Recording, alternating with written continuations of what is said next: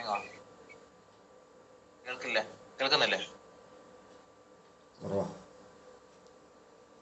കേൾക്കുന്നുണ്ട് സാറേ.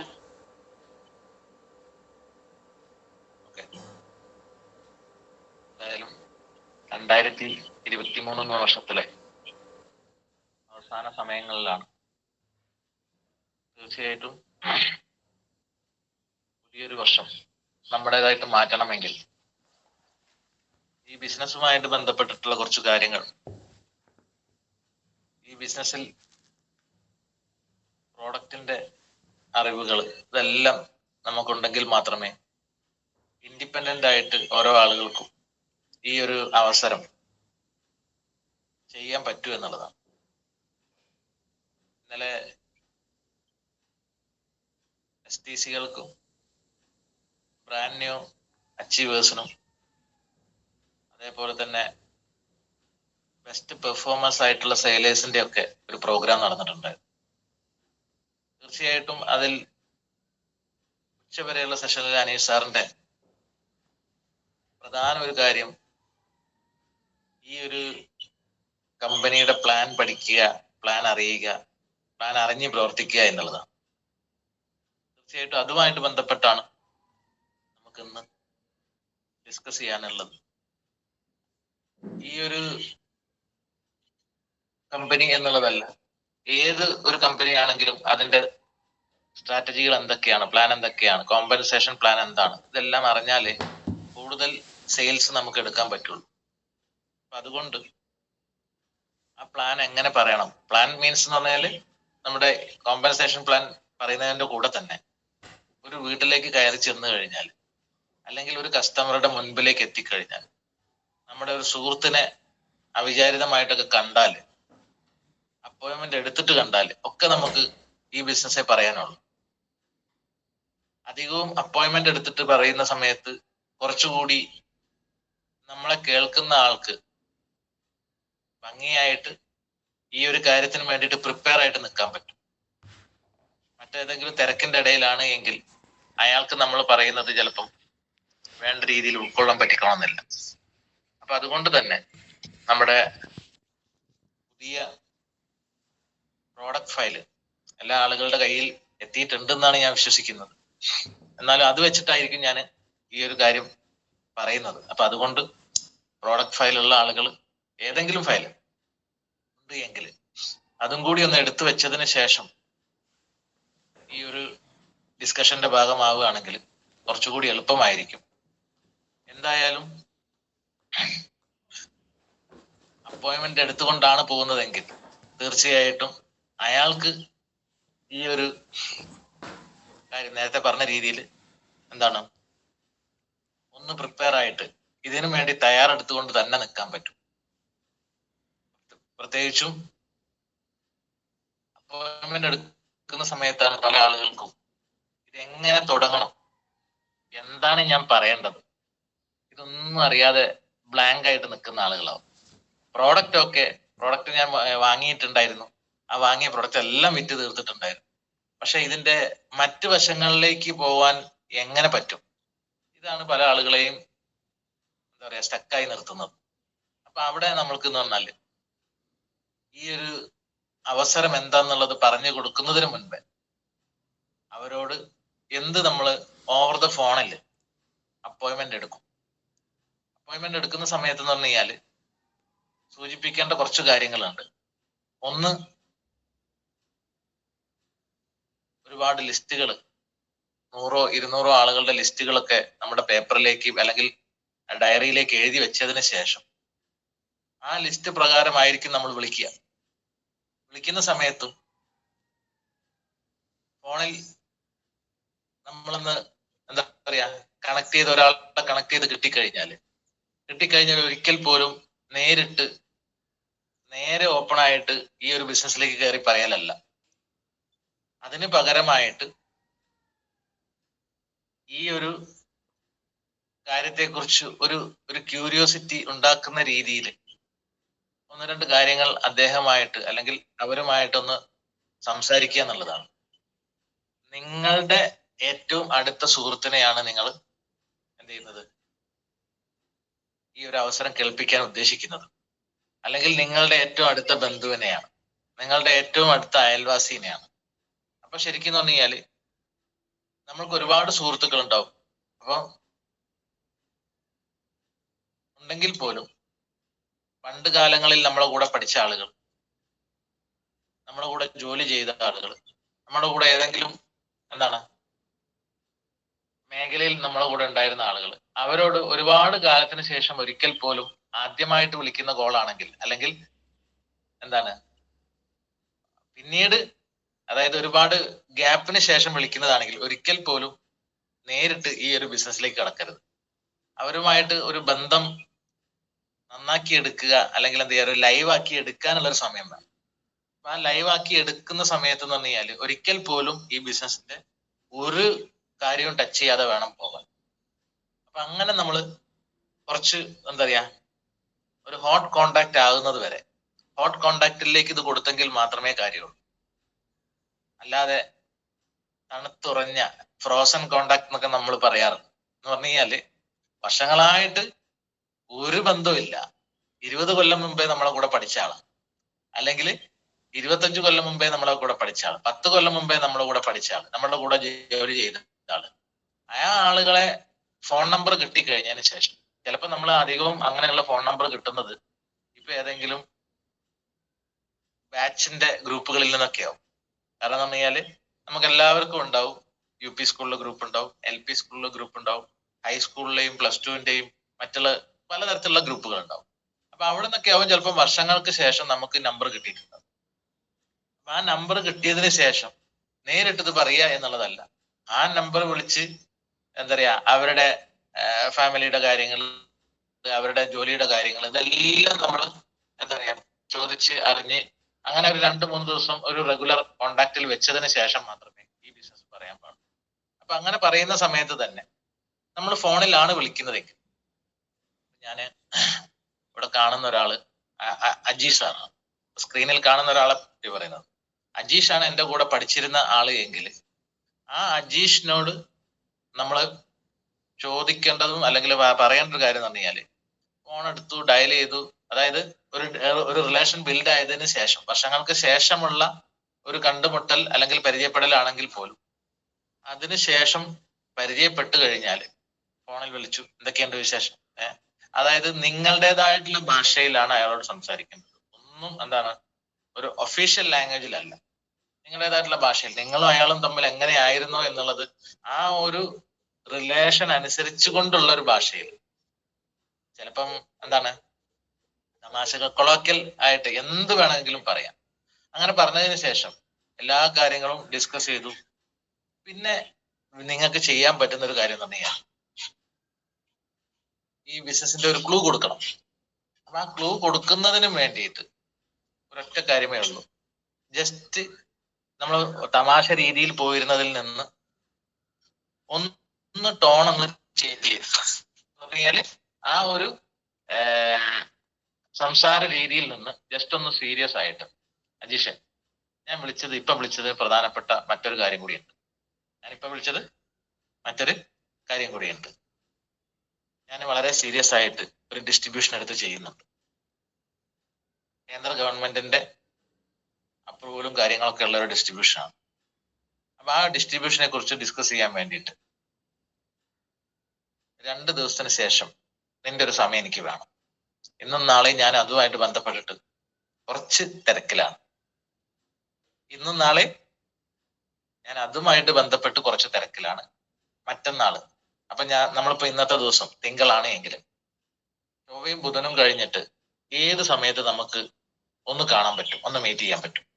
അതായത് അയാളിൽ ഒരു ആകാംക്ഷ ജനിപ്പിക്കുന്ന രീതിയിൽ എന്തെങ്കിലും കൊടുത്തെങ്കിൽ മാത്രമേ കാര്യമുള്ളൂ.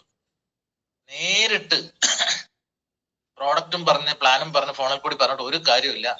ആ ആളെ നമ്മൾ ഇല്ലാതാക്കാന്നല്ലാതെ, അയാൾ ഇത് ഏറ്റെടുക്കേണ്ടി വരുന്ന സാഹചര്യത്തിലുള്ള ആണെങ്കിൽ പോലും ഈ ബിസിനസ് തുടങ്ങാൻ സാധ്യതയില്ല. അപ്പൊ അതുകൊണ്ട് തന്നെ അയാളിൽ ഒരു ആകാംക്ഷ ജനിപ്പിക്കാൻ നമുക്ക് പറ്റണം, ഒരു ക്യൂരിയോസിറ്റി ഉണ്ടാക്കാൻ നമുക്ക് പറ്റണം.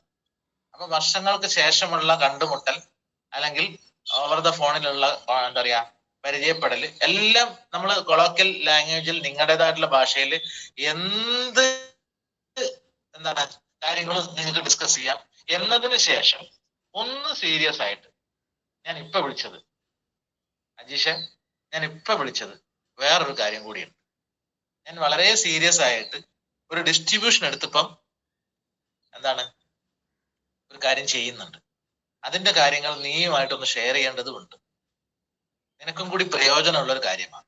അത്ര പറഞ്ഞാൽ മതി, വേറെ ഒന്നും ഫോണിൽ കൂടി പറയരുത്.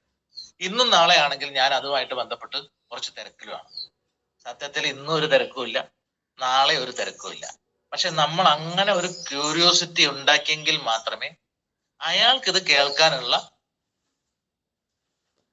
ഒരു താല്പര്യം ജനിപ്പിക്കാൻ പറ്റുള്ളൂ. അപ്പൊ അങ്ങനെ ഇന്നും നാളെയും നിങ്ങൾ ഫ്രീ ആയിട്ട് വീട്ടിലിരുന്നാൽ പോലും ആളോട് പറയേണ്ടത് ഈ ഡിസ്ട്രിബ്യൂഷൻ എടുത്തതിന് ശേഷം ഞാൻ കുറച്ച് തിരക്കുണ്ട്, കുറച്ച് അതുമായിട്ട് ബന്ധപ്പെട്ടുള്ള കുറച്ച് തിരക്കുകളുണ്ട്. ആ തിരക്കിന്റെ കാര്യങ്ങളാണ് ഞാൻ ഇന്നും നാളെയും കുറച്ച് തിരക്കാണെന്ന് പറയുന്നത്.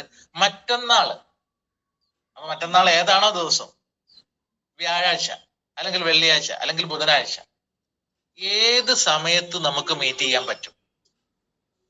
അതാണ് അയാളോട് ചോദിക്കേണ്ടത്. അപ്പൊ അയാളുടെ ഉള്ളിലും ഇതെന്തോ സംഭവം ഉണ്ടല്ലോ, ആ ഒരു രീതിയിൽ അയാളും ചിന്തിക്കാൻ തുടങ്ങും. മറ്റന്നാൾ, അപ്പൊ അയാള് അറിയും മറ്റന്നാൾ എനിക്ക് സമയമില്ല, വേണ്ട മറ്റന്നാൾ എനിക്ക് ഫ്രീ ആവും തോന്നുന്നില്ല. അയാൾ ഇങ്ങോട്ട് പറയണേ ആയിക്കോട്ടെ, തൊട്ടടുത്ത ദിവസം പറഞ്ഞോ, എപ്പോഴാ പറ്റുക? ഒരു ഞാൻ ജോലി കഴിഞ്ഞ് വരുന്ന സമയത്ത് എന്തായാലും ഉച്ചയ്ക്ക് ശേഷം ഒരു 3 മണിക്ക് ഫ്രീ ആവും, അല്ലെങ്കിൽ രാവിലെ വരാം, രാവിലെ കാണാം, എങ്ങനെയൊക്കെ പറയും. അപ്പൊ ആ വ്യക്തി അയാളുടെ ഉള്ളിലേക്ക് ഒരു ആകാംക്ഷാഭരിതമായിട്ടുള്ള ഒരു കാര്യം നമുക്ക് കൊടുക്കാൻ പറ്റണം. ഒരു ക്യൂരിയോസിറ്റി ഉണ്ടാക്കി എടുക്കുക എന്നുള്ളതാണ് ആ ഫോണിൽ കൂടി, ഓവർ ദ ഫോണിൽ കൂടി നമ്മൾ ചെയ്യണം. ചെയ്ത് കഴിഞ്ഞു കഴിഞ്ഞാൽ, അയാള് സമയം ഫിക്സ് ചെയ്ത് കഴിഞ്ഞാൽ പിന്നീട് ആ സമയത്ത് നമ്മൾ അവിടെ എത്തുക, ആ സമയത്തിന് അയാളെ കാണുക എന്നുള്ളത് നിങ്ങളുടെ ഡ്യൂട്ടിയാണ്. അയാൾ നമ്മൾക്കും വേണ്ടിയിട്ടാണ് ആ സമയം തന്നിട്ടുള്ളത്. അപ്പൊ ആ ഒരു സമയത്തിൽ തന്നെ നമ്മൾ അവിടെ പോയിട്ട് ആ വ്യക്തിയോട് ഈ കാര്യങ്ങൾ ഡിസ്കസ് ചെയ്യണം, ഈ ബിസിനസ്സുമായിട്ട് ബന്ധപ്പെട്ടുള്ള കാര്യങ്ങൾ ഡിസ്കസ് ചെയ്യാം. അപ്പൊ തീർച്ചയായിട്ടും ആ ഒരു അപ്പോയിന്റ്മെന്റ് ഫിക്സിങ് മാത്രമാണ് ഫോണിൽ കൂടി. ചില ആളുകൾ ഫോൺ എടുത്തു കഴിഞ്ഞാൽ ഈ ഒരു കമ്പനിയുടെ 2013 ഓഗസ്റ്റ് 14 തുടങ്ങിയത് മുതൽ ഇതിന്റെ 2,10,000 വരെ കിട്ടുന്നത് വരെ ഫോണിൽ കൂടിയാ പറയാ. ഒന്നും അയാൾക്ക് മനസ്സിലാവില്ല. ഇവിടെ ആദ്യമായിട്ട് ഇവിടെ വന്നിരിക്കുന്ന ഈ സ്ക്രീനിൽ എന്റെ മുന്നിൽ കാണുന്ന ആളുകളെല്ലാം ഫോണിൽ കൂടി കേട്ടിട്ട് തുടങ്ങിയവരാവണമെന്നില്ല.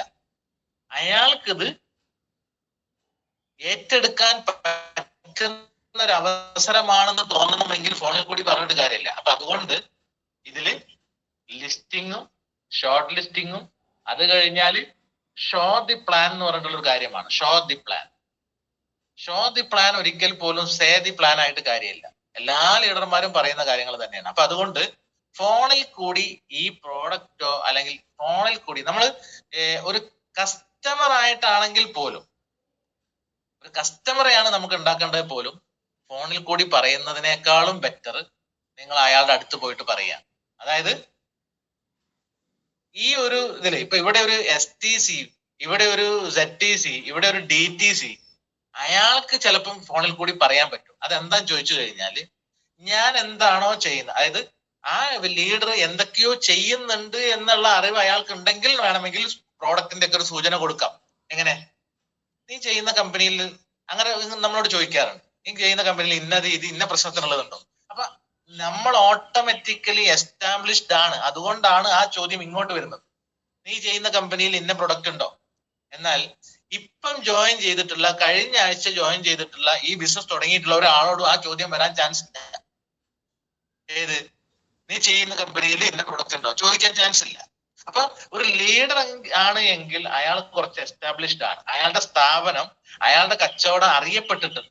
എന്നാല് അറിയപ്പെടാത്ത ഒരു വ്യക്തിയായിട്ടുള്ള പുതിയ ഡിസ്ട്രിബ്യൂട്ടർ ആണെങ്കിൽ ഒരിക്കൽ പോലും ഫോണിൽ കൂടി ഈ കാര്യങ്ങൾ ഡിസ്കസ് ചെയ്യാൻ പാടില്ല. അപ്പോയിന്റ്മെന്റ് എടുക്കുക എന്നല്ലാതെ വേറെ ഒരു കാര്യവും ഫോണിൽ കൂടി നടപ്പിലാക്കാൻ പാടില്ല എന്നുള്ളതാണ് അങ്ങനെ നമ്മൾക്ക് ഒരു ക്യൂരിയോസിറ്റി അയാളിൽ ജനിപ്പിച്ചതിന് ശേഷം അയാളുടെ ടൈം കിട്ടിയിട്ടുണ്ടെങ്കിൽ ആ സമയത്ത് കറക്റ്റ് സമയത്ത് പോയിട്ട് വേണമെങ്കിൽ 10 മിനിറ്റ് മുമ്പേ എങ്കിലും അവിടെ എത്തിയതിനു ശേഷം, കാരണം അയാളുടെ സമയം വിലപ്പെട്ടതാണ്. നമുക്കും സമയം വിലപ്പെട്ടത് തന്നെയാണെങ്കിൽ പോലും അയാളുടെ സമയത്തിന് നമ്മളൊരു വാല്യൂ കൊടുക്കുന്നുണ്ട് എന്നുള്ള ഒരു മെസ്സേജ് കൂടിയിട്ട് നമ്മൾ ആ നേരത്തെ എത്തുന്നതിൽ കൊടുക്കാൻ പറ്റും. അയാളുടെ സമയത്തിനും ഒരു വാല്യൂ കൊടുക്കുന്നുണ്ട്. അങ്ങനെ നേരത്തെ എത്തിക്കഴിഞ്ഞാൽ പിന്നീട് നിങ്ങൾക്ക് ഇതുപോലെയുള്ള ഏതെങ്കിലും ഒരു പ്രോഡക്റ്റ് ബുക്ക് വെച്ചുകൊണ്ട്, ലാപ്ടോപ്പും കാര്യങ്ങളും ഒന്നും വേണ്ട, ടാബ് ഒന്നും വേണ്ട, ഒരു പ്രോഡക്റ്റ്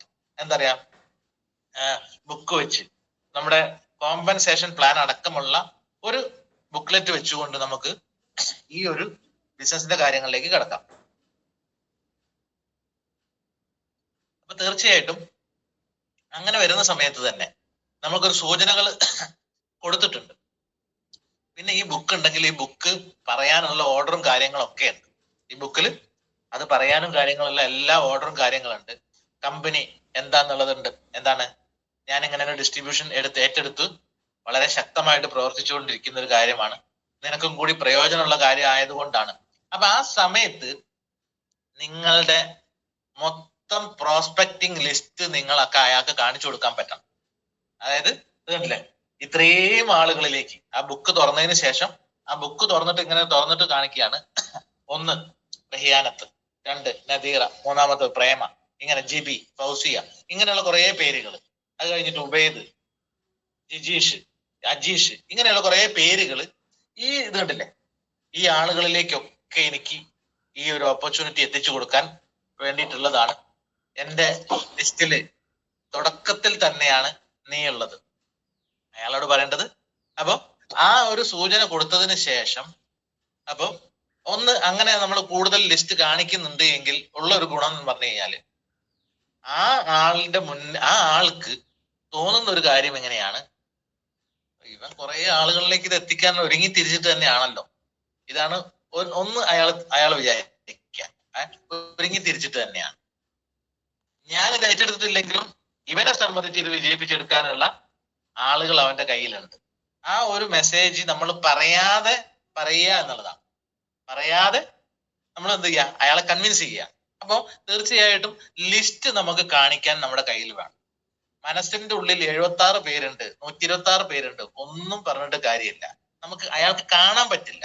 അപ്പൊ അതുകൊണ്ട് നിങ്ങളുടെ ഡയറിയിൽ ഈ ഒരു ബിസിനസ്സുമായിട്ട് ബന്ധപ്പെട്ട് സീരിയസ് ആയിട്ട് നമ്മൾ ചെയ്യുന്നുണ്ട് എങ്കിൽ തുടക്കത്തിൽ തന്നെ ഇതേപോലെയുള്ള പ്രോഡക്റ്റിന്റെ കാറ്റലോഗുകൾ, അതേപോലെ തന്നെ പ്രോഡക്റ്റുകൾ, അതുപോലെ തന്നെ ഡയറി, പേന അടക്കമുള്ള ഒരു ടൂൾ കിറ്റ് നമ്മുടെ കയ്യിൽ വേണം.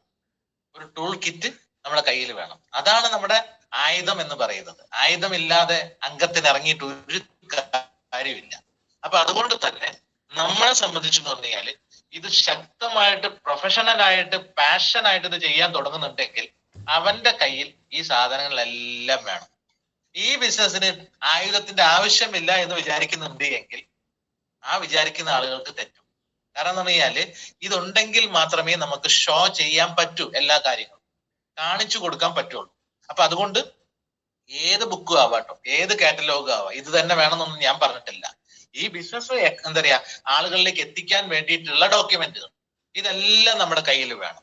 അതേപോലെ തന്നെ നമ്മൾക്ക് പത്രങ്ങളിൽ വന്നിട്ടുള്ള പല ന്യൂസുകളും ഉണ്ടാവും.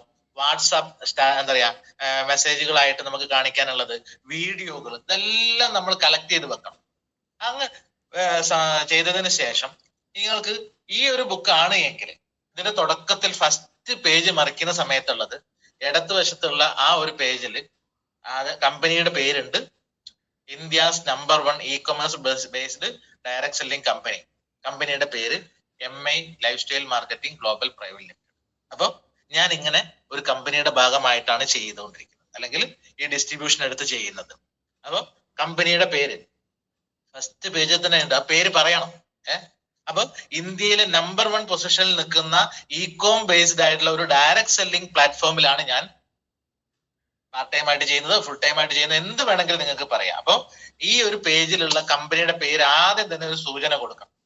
ആ സൂചന കൊടുത്തു കഴിഞ്ഞാൽ അടുത്ത പേജിലേക്ക് വന്നു കഴിഞ്ഞാൽ പിന്നീട് നമ്മളെ പ്രോഡക്റ്റുമായിട്ട് ബന്ധപ്പെട്ടിട്ടുള്ള കുറെ കാര്യങ്ങളാണ്. പ്രോഡക്റ്റുമായിട്ട് ബന്ധപ്പെട്ടുള്ള ബ്രാൻഡുകളാണ് രണ്ടാമത്തെ പേജിലുള്ളത്. ക്വാളിറ്റി ബ്രാൻഡ്സ് എന്ന് പറഞ്ഞിട്ട് രണ്ടാമത്തെ പേജിലുള്ളത്. ഈ കമ്പനി പ്രൊവൈഡ് ചെയ്യുന്ന കുറെ ബ്രാൻഡിലുള്ള പ്രൊഡക്റ്റുകളുണ്ട്. ആ പ്രൊഡക്റ്റുകളിൽ ഒന്നാമത്തെ ബ്രാൻഡ് എലമെന്റ്സ് വെൽനസ് എന്ന് പറഞ്ഞിട്ടുള്ള പ്രൊഡക്റ്റ് ആണ്. അപ്പൊ എലമെന്റ്സ് വെൽനസ് പറഞ്ഞു കഴിഞ്ഞാൽ നമുക്ക് വെൽനസിനെ കുറിച്ച് രണ്ടു വാക്ക് പറയാം, വെൽനസിനെ കുറിച്ചും രണ്ടു വാക്ക് പറയാം. അപ്പൊ എലമെന്റ്സ് വെൽനസ് പറഞ്ഞു. അപ്പൊ പിന്നെ ഈ വെൽനസ് എന്ന് പറഞ്ഞ കാറ്റഗറി പ്രൊഡക്റ്റ് എന്തിനാണ് അത് നമുക്ക് പറയാൻ പറ്റണം. അതായത് ഈ കാലഘട്ടത്തിൽ നമുക്കറിയാൻ പറ്റുന്ന ഒരുപാട് ജീവിതശൈലി രോഗങ്ങളുണ്ട്. ഈ ജീവിതശൈലി രോഗങ്ങളെ നിയന്ത്രിക്കാൻ കഴിയുകയാണ് എങ്കിൽ ഏറ്റവും ബെറ്റർ.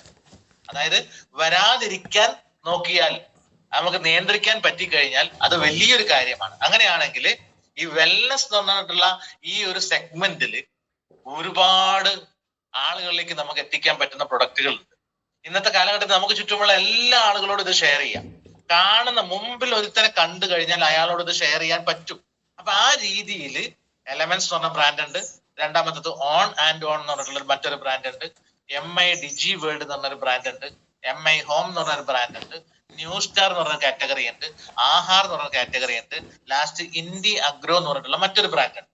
അപ്പൊ ഈ ഒരു കാര്യങ്ങളെല്ലാം ഇതാണ് ഇതിന്റെ ഈ കമ്പനിയിൽ കൂടിയുള്ള പ്രധാനപ്പെട്ട പ്രോഡക്റ്റുകളും കാര്യങ്ങളെല്ലാം ഇതാണ്. അപ്പൊ ഈ പ്രൊഡക്റ്റിന്റെ ക്വാളിറ്റി എന്താണെന്ന് അയാൾക്ക് അറിയില്ല. അപ്പൊ ഈ പ്രൊഡക്റ്റിന്റെ പിന്നിൽ പ്രവർത്തിച്ച ആളുകൾ തൊട്ട് താഴെ കൊടുത്തിട്ടുണ്ട്. ഏത് ആ ബുക്ക്ലെറ്റിന്റെ തൊട്ട് താഴെ അല്ലെങ്കിൽ നിങ്ങളുടെ കയ്യിലുള്ള ബുക്ക്ലെറ്റിൽ ഉണ്ടായിരിക്കും. ഈ പ്രൊഡക്റ്റ് മാനുഫാക്ചർ ചെയ്യുന്ന നമ്മുടെ അടുത്തേക്ക് എത്തിക്കുന്നതിന്റെ പിന്നിൽ പ്രവർത്തിച്ചിട്ടുള്ള പ്രധാനപ്പെട്ട ബ്രെയിനുകളാണ്. ഒന്ന് KK രാജേഷ്. ഇന്ന് മാർക്കറ്റിലെ ഓരോ പൾസുകളും മനസ്സിലാക്കിയിട്ട് ഏത് തരത്തിലുള്ള പ്രൊഡക്റ്റുകളായിരിക്കും ഇന്ത്യക്ക് വേണ്ടത് അല്ലെങ്കിൽ ഓരോ സ്റ്റേറ്റുകളിലും വേണ്ടത് എന്നുള്ളത് നോക്കിയിട്ട് അത് നിശ്ചയിക്കുന്നതും അതിനു വേണ്ടിയിട്ടുള്ള പ്രിപ്പറേഷൻസ് തുടക്കത്തിൽ എടുക്കുന്ന ഒരു വ്യക്തിയാണ് മാർക്കറ്റിംഗ് ഹെഡ് ആയിട്ടുള്ള KK രാജേഷ്. അദ്ദേഹത്തിന്റെ എക്സ്പീരിയൻസ് വേണമെങ്കിൽ നമുക്ക് പറയാം. വർഷങ്ങൾ എക്സ്പീരിയൻസ് ഉള്ള ഒരു എന്താ പറയാ ഒരു എക്സ്പേർട്ട് തന്നെയാണ് മാർക്കറ്റിംഗ് മേഖലയിൽ. അദ്ദേഹമാണ് ഈ കമ്പനിയുടെ മാർക്കറ്റിംഗ് ഹെഡ് ആയിട്ടുള്ളത്. ദെൻ അടുത്തത് DB അനന്തനാരായണൻ. DBA നാരായണൻ എന്ന് വേണമെങ്കിൽ പറയാം. ആ വ്യക്തിയുടെ മേൽനോട്ടത്തിലാണ് ഒരുപാട് ഹെൽത്ത് കെയർ പ്രൊഡക്റ്റുകൾ വരുന്നത്. ഹെൽത്ത് കെയർ എന്നുള്ള കാറ്റഗറി അപ്പൊ നമുക്ക് വേണമെങ്കിൽ എന്ത് ചെയ്യാം, 4 കാറ്റഗറി പറയാം. ഒന്ന് ഹെൽത്ത് കെയർ ഉണ്ട്, രണ്ടാമത് പേഴ്സണൽ കെയർ പ്രൊഡക്റ്റുകൾ ഈ കമ്പനിയിലുണ്ട്, മൂന്നാമത്തത് ഹോം കെയർ പ്രൊഡക്റ്റുകൾ ഉണ്ട്, നാലാമത്തത് അഗ്രോ കെയർ പ്രൊഡക്റ്റുകൾ. അപ്പൊ ഈ 4 കാറ്റഗറി പ്രൊഡക്റ്റുകളും ഞാൻ ഡിസ്ട്രിബ്യൂഷൻ എടുത്ത് ചെയ്യുകയാണ്. ഇതാണ് നിങ്ങൾ പറയേണ്ടത്. ഇത് ഈ 4 ടൈപ്പ് ഓഫ് ബ്രാൻഡുകളുടെയും ഡിസ്ട്രിബ്യൂഷൻ ആണ് ഞാൻ ഏറ്റെടുത്ത് ചെയ്യുന്നത്. അങ്ങനെയാണെങ്കിൽ അതിൽ ഹെൽത്ത് കെയർ പ്രൊഡക്റ്റുകളുടെ പിന്നിൽ പ്രവർത്തിച്ചിട്ടുള്ള മെയിൻ ബ്രെയിൻ ആണ് DBA നാരായണ. DBA നാരായണയുടെ പ്രൊഫൈൽ വേണമെങ്കിൽ നിങ്ങൾക്ക് ഗൂഗിൾ സെർച്ച് ചെയ്യാൻ പറയാം. അയാളോട് ഗൂഗിൾ സെർച്ച് ചെയ്ത് കഴിഞ്ഞാൽ അയാൾക്ക് കിട്ടും. അപ്പൊ വിക്കിപീഡിയ എടുത്തു കഴിഞ്ഞാൽ അത് അയാൾക്ക് കിട്ടും. അങ്ങനെയാണെങ്കിൽ ഗൂഗിളിൽ ഒരുപാട് ഡീറ്റെയിൽസ് അദ്ദേഹത്തിനെ കുറിച്ചുണ്ട്. DBA നാരായണ. ദെൻ അടുത്തത് KC ഗൗണ്ടൻ എന്ന് പറഞ്ഞിട്ടുള്ള മറ്റൊരു സയന്റിസ്റ്റ്, അല്ലെങ്കിൽ പേഴ്സണൽ കെയർ ഉൽപ്പന്നങ്ങൾ ഉണ്ടാക്കുന്നതിൽ വൈദഗ്ധ്യം തെളിയിച്ചിട്ടുള്ള ഇന്ത്യയിലെ മറ്റൊരു മാസ്റ്റർ ബ്രെയിൻ ആണ് KC ഗൗണ്ടൻ. ആ വ്യക്തിയുടെയും മേൽനോട്ടത്തിലാണ് ഇതിന്റെ പേഴ്സണൽ കെയർ പ്രോഡക്റ്റുകൾ എല്ലാം വരുന്നത്. ഇനി അഗ്രോ കെയറിന്റെ വേണമെങ്കിൽ നിങ്ങൾക്ക് പറയാം. മോഹൻ ബൽഗംവാർ എന്ന് പറഞ്ഞിട്ടുള്ള വൃക്ഷ ആയുർവേദത്തിൽ എക്സ്പേർട്ട് ആയിട്ടുള്ള 10, 19, 16 അതിന് മുകളിൽ രാജ്യങ്ങളിലേക്ക് അദ്ദേഹത്തിന്റെ സ്വന്തം പ്രോഡക്റ്റുകൾ എത്തിച്ചു കൊടുക്കുന്ന ഒരു മെയിൻ വ്യക്തിയുണ്ട്. അദ്ദേഹത്തിന്റെ പേര് മോഹൻ ബൽഗംവാർ എന്നാണ്. അദ്ദേഹത്തിന്റെ ബ്രെയിനിൽ കൂടിയാണ് ഈ ഇന്ത്യ അഗ്രോ എന്ന് പറഞ്ഞ ബ്രാൻഡുകളൊക്കെ വന്നിട്ടുള്ളത്. അപ്പൊ ഇതാണ് ഒരു സൂചന കൊടുക്കുക. അപ്പൊ ഒരുപാട് പ്രൊഡക്റ്റുകൾ ഉണ്ടെന്ന് അയാൾക്ക് മനസ്സിലായി. വീണ്ടും അത് കഴിഞ്ഞു കഴിഞ്ഞാൽ നെക്സ്റ്റ് പേജ്, ഇവിടെയാണ് നമ്മൾ ഒന്ന് ഹൈലൈറ്റ് ചെയ്ത് വളരെ എന്താ പറയാ ഈ ബിസിനസ്സിൽ വളരെ അറിവുള്ള, നോക്കി പറഞ്ഞാൽ മതി, നിങ്ങളുടെ മനസ്സിൽ നിന്ന് എടുത്തിട്ട് ഒന്നും പറയണ്ട. ഈ ഫയലിലുള്ളത് നമ്മുടെ ക്വാളിറ്റി സർട്ടിഫിക്കറ്റ്സുകളാണ്. അപ്പൊ നമ്മുടെ കയ്യിലുള്ളത് നമ്മുടെ ക്വാളിറ്റി സർട്ടിഫിക്കറ്റ്സ് ആണ്. ഈ പ്രൊഡക്റ്റുകൾക്ക് എന്ത് പ്രൊഡക്റ്റ് ആണെന്നുള്ളത് നമ്മൾ പറഞ്ഞ ബ്രാൻഡ് മാത്രമേ പറഞ്ഞിട്ടുള്ളൂ. അതിനുശേഷം അതിന് പിന്നിലുള്ള മാസ്റ്റർ ബ്രെയിനുകളെ കുറിച്ച് പറഞ്ഞു, അതിന്റെ റിസർച്ച് വിങ്ങിന്റെ ഹെഡുകളെ കുറിച്ച് പറഞ്ഞു. അതിനുശേഷം ഈ പ്രൊഡക്റ്റുകൾക്ക് ഇന്ത്യയിലും ലോകത്തിന്റെ പല ഭാഗത്തുനിന്നും കിട്ടിയിട്ടുള്ള സർട്ടിഫിക്കേഷൻസ് ആണ് പറയേണ്ടത്. അത് നിങ്ങളുടെ ബുക്കിൽ ഉണ്ടാവും. സർട്ടിഫിക്കേഷൻസിൽ GMPയും FSSAയും ഒക്കെ വേണമെങ്കിൽ എന്ത് ചെയ്യാം, ഒരു ജസ്റ്റ് ടച്ച് ചെയ്ത് പോവാം. ജസ്റ്റ് ടച്ച് ചെയ്ത് പോവാം. FSSAI എന്ന് പറഞ്ഞിട്ടുള്ള സർട്ടിഫിക്കേഷൻ അറിയാത്ത ആളുകൾ ഉണ്ടാവില്ല. നമ്മൾ ഒരു മുട്ടായി വാങ്ങിക്കഴിഞ്ഞാൽ അതിന്റെ മുകളിലും അതുണ്ട്. എന്ത് ഫുഡ് പ്രൊഡക്റ്റുകളും ആ ഒരു അപ്രൂവൽ വേണം എന്നുള്ളതാണ്. അപ്പോ എന്താണ് food safety and standards authority of India, അവരുടെ ലൈസൻസ് ആണ് ഒന്നുള്ളത്. ഇനി രണ്ടാമത് GMP എന്ന് പറഞ്ഞ സർട്ടിഫിക്കേഷൻ ചിലപ്പോൾ നിങ്ങളുടെ ഫയലിൽ കാണാം. GMP, ഗുഡ് മാനുഫാക്ചറിങ് പ്രാക്ടീസ് എന്നാണ് അതിന്റെ അത് എക്സ്പാൻഡ് ചെയ്ത് കഴിഞ്ഞാൽ അതിന്റെ പേര് അങ്ങനെ, ഗുഡ് മാനുഫാക്ചറിങ് പ്രാക്ടീസ്. ഇത് ശരിക്കും മാനുഫാക്ചറിങ് യൂണിറ്റുകൾക്ക് കിട്ടുന്ന ഒരു ലൈസൻസ് ആണ്. ഇത് ഉണ്ടാക്കുന്ന മാനുഫാക്ചറിങ് യൂണിറ്റുകൾക്ക് കിട്ടുന്ന ഒരു ലൈസൻസ് ആണ്. അപ്പൊ അതുകൊണ്ട് തന്നെ അത് ക്വാളിറ്റിയുമായിട്ട് ബന്ധപ്പെട്ടിട്ടുള്ളതാണ്. പല കമ്പനികളും ഞങ്ങൾക്ക് GMP ഉണ്ട് എന്ന് അഹങ്കരിച്ച് പറയുന്ന ആളുകൾ, ഞങ്ങൾക്ക് GMP ഉണ്ട്. അധികം ഫാർമ കമ്പനികൾക്കും GMP മാത്രമേ ഉണ്ടാവുള്ളൂ. അപ്പൊ അതുകൊണ്ട് തന്നെ GMP സർട്ടിഫിക്കേഷന്റെ കാര്യം പറയാം. GMP സർട്ടിഫിക്കേഷൻ അതിനുശേഷം നിങ്ങൾക്ക് വേണമെങ്കിൽ QCA എന്ന് പറഞ്ഞിട്ടുള്ള അപ്രൂവൽ കിട്ടിയിട്ടുണ്ട്. ഏത്? Quality council of India. ഇന്ത്യയിലെ കേന്ദ്ര ഗവൺമെന്റിന്റെ ഒരു വെബ്സൈറ്റ് ആയിട്ടുള്ള അല്ലെങ്കിൽ ഒരു ഡിവിഷൻ ആയിട്ടുള്ള ക്വാളിറ്റി കൗൺസിൽ ഓഫ് ഇന്ത്യന്റെ അപ്രൂവലും ഈ പ്രൊഡക്റ്റുകൾക്ക് കിട്ടിയിട്ടുണ്ട്. അപ്പൊ ക്വാളിറ്റി കൗൺസിൽ ഓഫ് ഇന്ത്യ എന്ന് പറഞ്ഞാൽ MILFന്റെ അല്ല. ക്വാളിറ്റി കൗൺസിൽ ഓഫ് ഇന്ത്യ എന്ന് പറഞ്ഞാൽ വേറൊരു ഡയറക്ട് സെല്ലിംഗ് കമ്പനിയുടെ അല്ല, കേന്ദ്ര ഗവൺമെന്റിന്റെ ഒരു അതോറിറ്റിയാണ് ക്വാളിറ്റി കൗൺസിൽ ഓഫ് ഇന്ത്യ. അവരുടെ അപ്രൂവലും കിട്ടിയിട്ടുള്ള പ്രൊഡക്റ്റുകളാണ് ഞാൻ ഡിസ്ട്രിബ്യൂഷൻ എടുത്ത് ചെയ്യുന്നത്. ഓക്കെ, ഇനി അടുത്തത് ലാസ്റ്റ് ഏറ്റവും കൂടുതൽ ഹൈലൈറ്റ് ചെയ്യേണ്ടത് നമ്മൾക്ക് ആയുഷ് പ്രീമിയം മാർക്കാണ്. ആയുഷ് പ്രീമിയം മാർക്ക് നമ്മൾക്ക് ഹൈലൈറ്റ് ചെയ്ത് തന്നെ പറയണം. ഇന്ന് മറ്റുള്ള കമ്പനികളിൽ ഇല്ലാത്ത ഒരു കാര്യമാണ് നമ്മുടെ കയ്യിലുള്ളത്. അപ്പൊ അതുകൊണ്ട് തന്നെ ആയുഷ് എന്താന്നുള്ളത് ഒരു ഏകദേശം ഒരു ഐഡിയ ഈ ബുക്ക് ആണ് എങ്കിൽ അതിന് താഴെ ആയുഷിനെ കുറിച്ചുള്ള ഡീറ്റെയിലിംഗ് ഉണ്ട്. നിങ്ങളുടെ കയ്യിലുള്ള എല്ലാ ബുക്കിലും ഉണ്ടാവുന്നതാണ് എന്റെ ധാരണ. എന്തായാലും ആയുഷ് എന്താന്നുള്ളത് ഇന്നത്തെ ജീവിതശൈലി രോഗങ്ങളെ നിയന്ത്രിക്കുന്നതിന് വേണ്ടിയിട്ട് കേന്ദ്ര ഗവൺമെന്റ് കൊണ്ടുവന്നിട്ടുള്ള ഒരു മിനിസ്ട്രിയാണ് ഇന്ന് ആയുഷ്. എന്നാൽ ആയുഷ് 95 മുതൽ ISM ആൻഡ് H എന്ന് പറഞ്ഞിട്ടുള്ള Indian system of medicines and homoeopathy എന്ന് പറഞ്ഞിട്ടുള്ള ഡിപ്പാർട്ട്മെന്റ് ആയിരുന്നു. അത് 2003 ആ ഡിപ്പാർട്ട്മെന്റ് ഓഫ് ആയുഷ് എന്നുള്ള പേരിലേക്ക് വന്നു. 2014 2013 അതെ 2014 മിനിസ്ട്രി ഓഫ് ആയുഷ് എന്നുള്ള പേരിലേക്ക് വന്നു. ആയുഷിന്റെ ഫുൾ ഫോം ഇന്നതാണ്. അത് ഞങ്ങൾക്ക് പറയാൻ അറിയാമല്ലോ. അറിയാത്ത ആളുകൾ ആരും ഉണ്ടാവില്ല എന്നാണ് എന്റെ വിശ്വാസം. Ayurveda, yoga, Unani, Siddha, homoeopathy and naturopathy, ഇത്രയും ചികിത്സാ രീതികളെ ഒന്നിച്ച് ഒരു കുടക്കീഴിൽ കൊണ്ടുവന്നു എന്നുള്ളതാണ് ആയുഷ്. അങ്ങനെയാണെങ്കിൽ ആ ആയുഷിന്റെ കാര്യങ്ങൾ പറയണം. ആയുഷ് പ്രീമിയം മാർക്കിന്റെ ബെനിഫിറ്റ് എന്താന്നുള്ളതും പറയണം. ആയുഷ് പ്രീമിയം മാർക്കിന്റെ അപ്പൊ ആയുർവേദ ഉൽപ്പന്നങ്ങൾക്കും അല്ലെങ്കിൽ ഹോമിയോ ഉൽപ്പന്നങ്ങൾക്കൊക്കെ ആയുഷ് അപ്രൂവൽ ഉണ്ട് എങ്കിൽ അതിന്റെ മെച്ചം എന്താന്ന് നമുക്ക് പറഞ്ഞു കൊടുക്കാൻ പറ്റും. എന്താ മെച്ചം? അതില് ആരോഗ്യത്തിന് ഹാനികരമായിട്ടുള്ള, ശരീരത്തിന് ഹാനികരമായിട്ടുള്ള പ്രിസർവേറ്റീവ്സും അതല്ലെങ്കിൽ ആൽക്കഹോളോ സ്റ്റിറോയിഡോ ഒന്നും അതിൽ ആഡ് ചെയ്തിട്ടില്ല. അതുമാത്രമല്ല ആയുഷ് പ്രീമിയം മാർക്കാണെങ്കിൽ നമുക്ക് ഏത് രാജ്യത്തേക്ക് വേണമെങ്കിലും വിത്തൗട്ട് ചെക്കിംഗ്, അതായത് ഒരു ചെക്കിങ്ങും ഇല്ലാതെ നമുക്ക് എന്ത് ചെയ്യാം, ഏത് രാജ്യത്തേക്കും എത്തിക്കാൻ ഈ ഒരു ക്വാളിറ്റി സർട്ടിഫിക്കേഷൻ ഉണ്ട് എങ്കിൽ പറ്റും. അപ്പൊ അതുകൊണ്ട് തന്നെ ഏത് രാജ്യങ്ങൾ, അതായത് വേൾഡ് ഹെൽത്ത് ഓർഗനൈസേഷൻ പറയുന്ന കണ്ടീഷൻ അനുസരിച്ചു കൊണ്ടുള്ള ഒരു കാര്യമാണ് ആയുഷ് പ്രീമിയം മാർക്ക്. അവർ പറയുന്ന മാനദണ്ഡം അനുസരിച്ചിട്ടാണ് ഈ ആയുഷ് സർട്ടിഫിക്കേഷനുള്ള പ്രൊഡക്റ്റുകൾ നമ്മളിലേക്ക് എത്തുന്നത്. അപ്പൊ ആ ഒരു അപ്രൂവലും നമുക്ക് കിട്ടിയിട്ടുണ്ട്. അപ്പൊ ഇങ്ങനെയുള്ള ഒരു പ്രൊഡക്റ്റിന്റെ ഡിസ്ട്രിബ്യൂഷൻ ആണ് ഞാൻ ഏറ്റെടുത്ത് ചെയ്യുന്നത്. ഇനി അത് കഴിഞ്ഞാൽ പിന്നെ പ്രൊഡക്റ്റിലേക്കാണ്. പ്രൊഡക്റ്റ് ഒന്നും ഞാൻ പറയാൻ പോകുന്നില്ല. അപ്പൊ പ്രൊഡക്റ്റിലേക്കാണ് വരേണ്ടത്. അപ്പൊ ഈ ഒരു അപ്രൂവലുള്ള കുറച്ച് പ്രൊഡക്റ്റുകൾ നമ്മുടെ ഈ കമ്പനി പ്രൊവൈഡ് ചെയ്യുന്നുണ്ട്. ആ പ്രൊഡക്റ്റുകൾ എന്തൊക്കെയാണ് എന്നുള്ളത് ഈ ബുക്ക് നോക്കി ഡീറ്റെയിൽ ചെയ്താൽ മതി. അതിനും വേണ്ടിയിട്ട് വലിയ ലീഡർ വരണം എന്ന് പറഞ്ഞാൽ നടക്കുന്ന കാര്യമല്ല. എല്ലാവർക്കും 24 മണിക്കൂർ സമയമാണ്. അപ്പൊ അതിന്റെ ഉള്ളില് ഈ കാര്യം എങ്ങനെ എന്ത് ചെയ്യണം, ഈ പ്രോഡക്റ്റിന്റെ നോളജ് എങ്ങനെ പറയണം ചോദിച്ചു കഴിഞ്ഞാല് നിങ്ങൾ ഉപയോഗിച്ചിട്ടുള്ള പ്രൊഡക്റ്റുകളെ കുറിച്ച് വളരെ വിശദമായിട്ട് തന്നെ പറയണം. ഓരോ പ്രൊഡക്റ്റിന്റെയും മുകളിൽ ആയുഷ് പ്രീമിയം മാർക്കിന്റെ പ്രീമിയം മാർക്കിന്റെ ചിഹ്നം, ആ ഒരു ലോഗോ ഉണ്ട് ഓരോ പ്രൊഡക്റ്റിന് നേരെ, കഫ്നില് നോവേദന gel, Liv Gain, wound healing, multi guard blood purifier, woman companion, ഇതെല്ലാം നിങ്ങൾ ഡീറ്റെയിൽ ഇത് പറയണം. ഒരു 10-15 പ്രൊഡക്റ്റ് പറഞ്ഞാൽ മതി. ഈ ബുക്കിൽ ചിലപ്പോൾ 100 പ്രൊഡക്റ്റ് ഉണ്ടാവും. ഒരു 10-15 പ്രൊഡക്റ്റ് പറഞ്ഞാൽ മതി.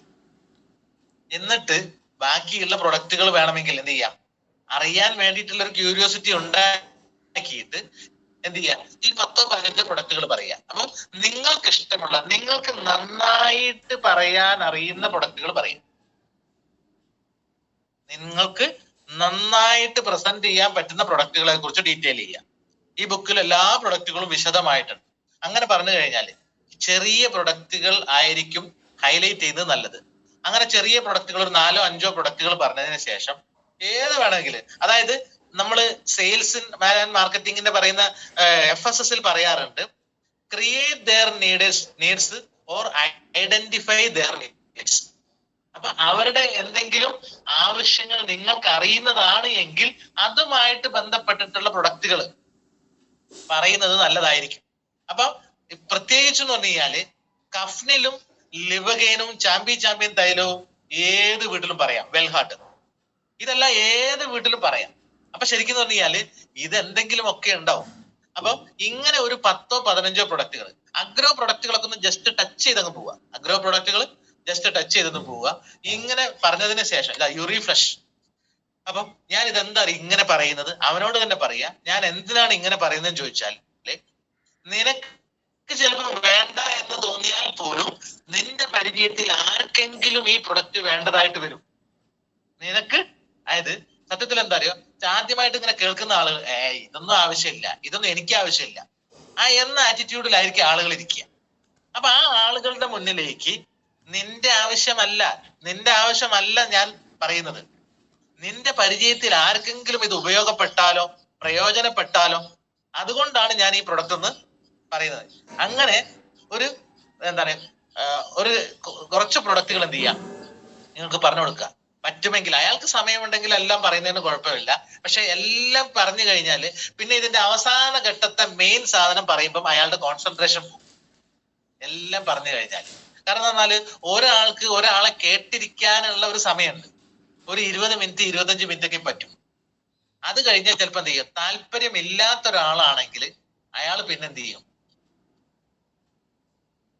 ഇത് മൈൻഡിൽ നിന്ന് വിടും, ഇതൊന്നും എനിക്ക് പറ്റുന്നതല്ല, ആ ഒരു കൺസെപ്റ്റിലേക്ക് വരും. അപ്പൊ അതുകൊണ്ട് ചെയ്യാം, ഒരു 10-15 പ്രൊഡക്റ്റുകൾ പറഞ്ഞിട്ട് എന്ത് ചെയ്യാം, നമ്മൾക്ക് ഈ കമ്പനിയുടെ പ്ലാനിലേക്ക് വരാം. അപ്പൊ ഇങ്ങനെയുള്ള ഒരുപാട് പ്രൊഡക്റ്റുകളുണ്ട്. പ്രൊഡക്റ്റ് എല്ലാം പറഞ്ഞതിന് ശേഷം ഫുൾ ഡീറ്റെയിൽ ഇത് പറയാൻ പറ്റിയിട്ടില്ലെങ്കിൽ നിങ്ങൾക്ക് വേണമെങ്കിൽ ലാസ്റ്റ് ചെയ്യാൻ പറ്റുന്ന ഒരു കാര്യം, പ്ലാൻ പറയുന്ന ഒരാളാണെങ്കിൽ കസ്റ്റമർ ആയിട്ടല്ലാതെ പ്ലാൻ മാത്രം പറയുന്ന ആളാണ്, പ്ലാനും പറയാൻ ഉദ്ദേശിച്ച് പ്ലാനും പറഞ്ഞു കൊടുത്തിട്ടുണ്ടെങ്കിൽ ആ വ്യക്തിക്ക് വേണമെങ്കിൽ ഈ ഫയല് വേണമെങ്കിൽ എന്ത് ചെയ്യാം, നിങ്ങൾക്ക് ഇന്നത്തെ ദിവസം ഇതൊന്ന് വായിച്ച് മനസ്സിലാക്കണം എന്ന് പറഞ്ഞിട്ട് അവിടെ കൊടുത്തിട്ട് പോരാം. അങ്ങനെയാണെങ്കിൽ നാളത്തെ ദിവസം നമുക്ക് ആ ഫയൽ വാങ്ങാൻ വേണ്ടിയിട്ട് പോവാം. ഏത് ഫോളോ അപ്പിന് ആ ഫയൽ വാങ്ങാൻ. അപ്പൊ പിറ്റേ ദിവസം പോയി കഴിഞ്ഞാൽ എന്ത് ചെയ്യാം, നീ ഞാൻ പറഞ്ഞ കാര്യം ചെയ്തോ, നോക്കിയിരുന്നോ, വായിച്ചിരുന്നോ എന്ന് പറഞ്ഞിട്ട് വീണ്ടും രണ്ടാമത് എന്ത് ചെയ്യാം, അയാൾ അറിയും. അപ്പൊ നമ്മളെ കയ്യിൽ ചിലപ്പോൾ ഒരു ഫയല് 1-2 എണ്ണം ഉണ്ടെങ്കിൽ കുഴപ്പമില്ല.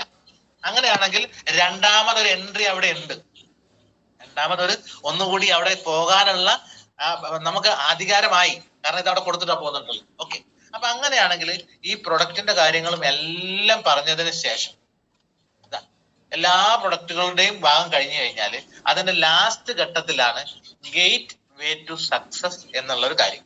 Gate way to success. അപ്പൊ അത് ശരിക്കും ഇതിന്റെ കമ്പനിയുടെ പ്ലാൻ പറയുന്ന ഒരു ഭാഗമാണ്. കോമ്പൻസേഷൻ പ്ലാൻ എന്താന്നുള്ളത് ഒരാളോട് പറയാം.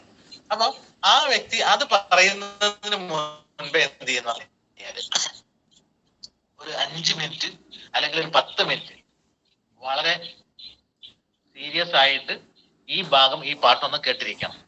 ഓക്കെ, അത് പറഞ്ഞതിന് ശേഷം ഇത് കണ്ടില്ലേ, വാട്ട് ഈസ് സക്സസ്, ഇത് ഇതേപോലെ എന്താണ് ഇങ്ങനെ ഡീറ്റെയിൽ ചെയ്യേണ്ട ആവശ്യമൊന്നുമില്ല. 40 മിനിറ്റിന്റെ പ്ലാൻ ഒന്നും കൊടുക്കണ്ട.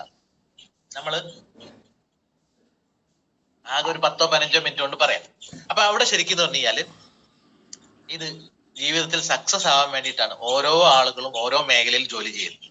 പല മേഖലയിലായിട്ട് നമ്മൾ കഷ്ടപ്പെടുന്നത് എന്തെങ്കിലുമൊക്കെ ആവാൻ വേണ്ടിയിട്ട്, സക്സസ് ആവാൻ വേണ്ടിയിട്ടാണ്.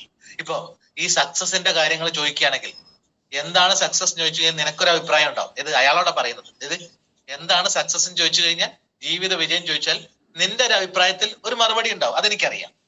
ഇങ്ങനെ കുറെ ആളുകളോട് ചോദിച്ച സമയത്തുള്ള ഒരു മറുപടികളാണ് ഈ കാണുന്നത്. ചില ആളുകളോട് ചോദിച്ചപ്പോൾ, അതായത് ഒരു കാഷ്വൽ ആയിട്ട് പോയാൽ മതി, മീറ്റിംഗ് എടുക്കുന്ന രീതിയിൽ ഒന്നും പറയണ്ട, കാഷ്വൽ ആയിട്ട് അങ്ങോട്ടും ഇങ്ങോട്ടും ഇന്ററാക്ട് ചെയ്തുകൊണ്ട് എന്ത് ചെയ്യാം, ഈ കാര്യങ്ങൾ അയാളിലേക്ക് എത്തിക്കുക, അയാളുടെ ഉള്ളിലേക്ക് എത്തിക്കുക എന്നുള്ളതാണ്. നല്ല വിദ്യാഭ്യാസമാണ് ചില ആളുകളുടെ അഭിപ്രായം വന്നത്. ചില ആളുകൾ പറഞ്ഞത് വിദ്യാഭ്യാസം മാത്രം പോരാ, നല്ല ജോലി ഉണ്ടെങ്കിലേ സക്സസ് ആവും. എന്നാല് മറ്റൊരു കാറ്റഗറി പറഞ്ഞത് ഇത് രണ്ടുമല്ല, ഒരു ഹാപ്പി ഫാമിലി വേണം, സന്തോഷമുള്ള ഒരു കുടുംബം ഉണ്ടെങ്കിലേ സക്സസ് ആവും. ഇത് മൂന്നുമല്ല. ഏറ്റവും കൂടുതൽ ആളുകൾ അഭിപ്രായപ്പെട്ടത് അങ്ങനെയല്ല. ഇത് മൂന്നുമല്ല, വെൽത്ത് ക്രിയേഷൻ ആണ്, സമ്പത്ത് ആർജിക്കലാണ്, സമ്പാദ്യം ഉണ്ടാക്കലാണ്. ഇതുണ്ടെങ്കിൽ തന്നെ മറ്റു മൂന്ന് കാര്യങ്ങളും നമുക്ക് നടപ്പിലാക്കാൻ പറ്റും. അപ്പോ പണമാണ്, വെൽത്ത് ക്രിയേറ്റ് ചെയ്യലാണ് ഇതിന്റെ എന്താണ് ഏറ്റവും കൂടുതൽ ആളുകൾ അഭിപ്രായപ്പെട്ടത്. അപ്പൊ ഈ ഒരു പേജ് പറഞ്ഞു കഴിഞ്ഞാൽ, അപ്പൊ അടുത്ത പേജിലേക്ക് നമുക്ക് പോകണം. അപ്പൊ ഈ അടുത്ത പേജിലേക്ക് പോകണമെങ്കിൽ ഈ ഫയൽ വെച്ചിട്ട് നിങ്ങൾക്ക് പറയാൻ പറ്റുന്ന ഒരു കാര്യം പറഞ്ഞാല്, നമ്മളെല്ലാം പല മേഖലയിലായിട്ട് കഷ്ടപ്പെടുന്നതും ഈ വെൽത്തിന് വേണ്ടിയിട്ടാണ്, സമ്പാദ്യം ഉണ്ടാക്കാൻ വേണ്ടിയിട്ട് തന്നെയാണ്. അങ്ങനെയാണെങ്കിൽ സമ്പാദ്യം ഉണ്ടാക്കുന്നതിന് അല്ലെങ്കിൽ ലോകത്തിൽ വരുമാനം ഉണ്ടാക്കുന്നതിന്റെ കാര്യം നോക്കുകയാണെങ്കിൽ, ആളുകളെ എടുക്കുകയാണെങ്കിൽ, ആ ആളുകളിൽ തന്നെ പ്രധാനമായിട്ടും 4 വിഭാഗമാണുള്ളത്. ഏത്? ആ പേജിലേക്ക് കടക്കുന്നതിന് മുമ്പേ അത് പറഞ്ഞത് ഞാനല്ല, ആരാ?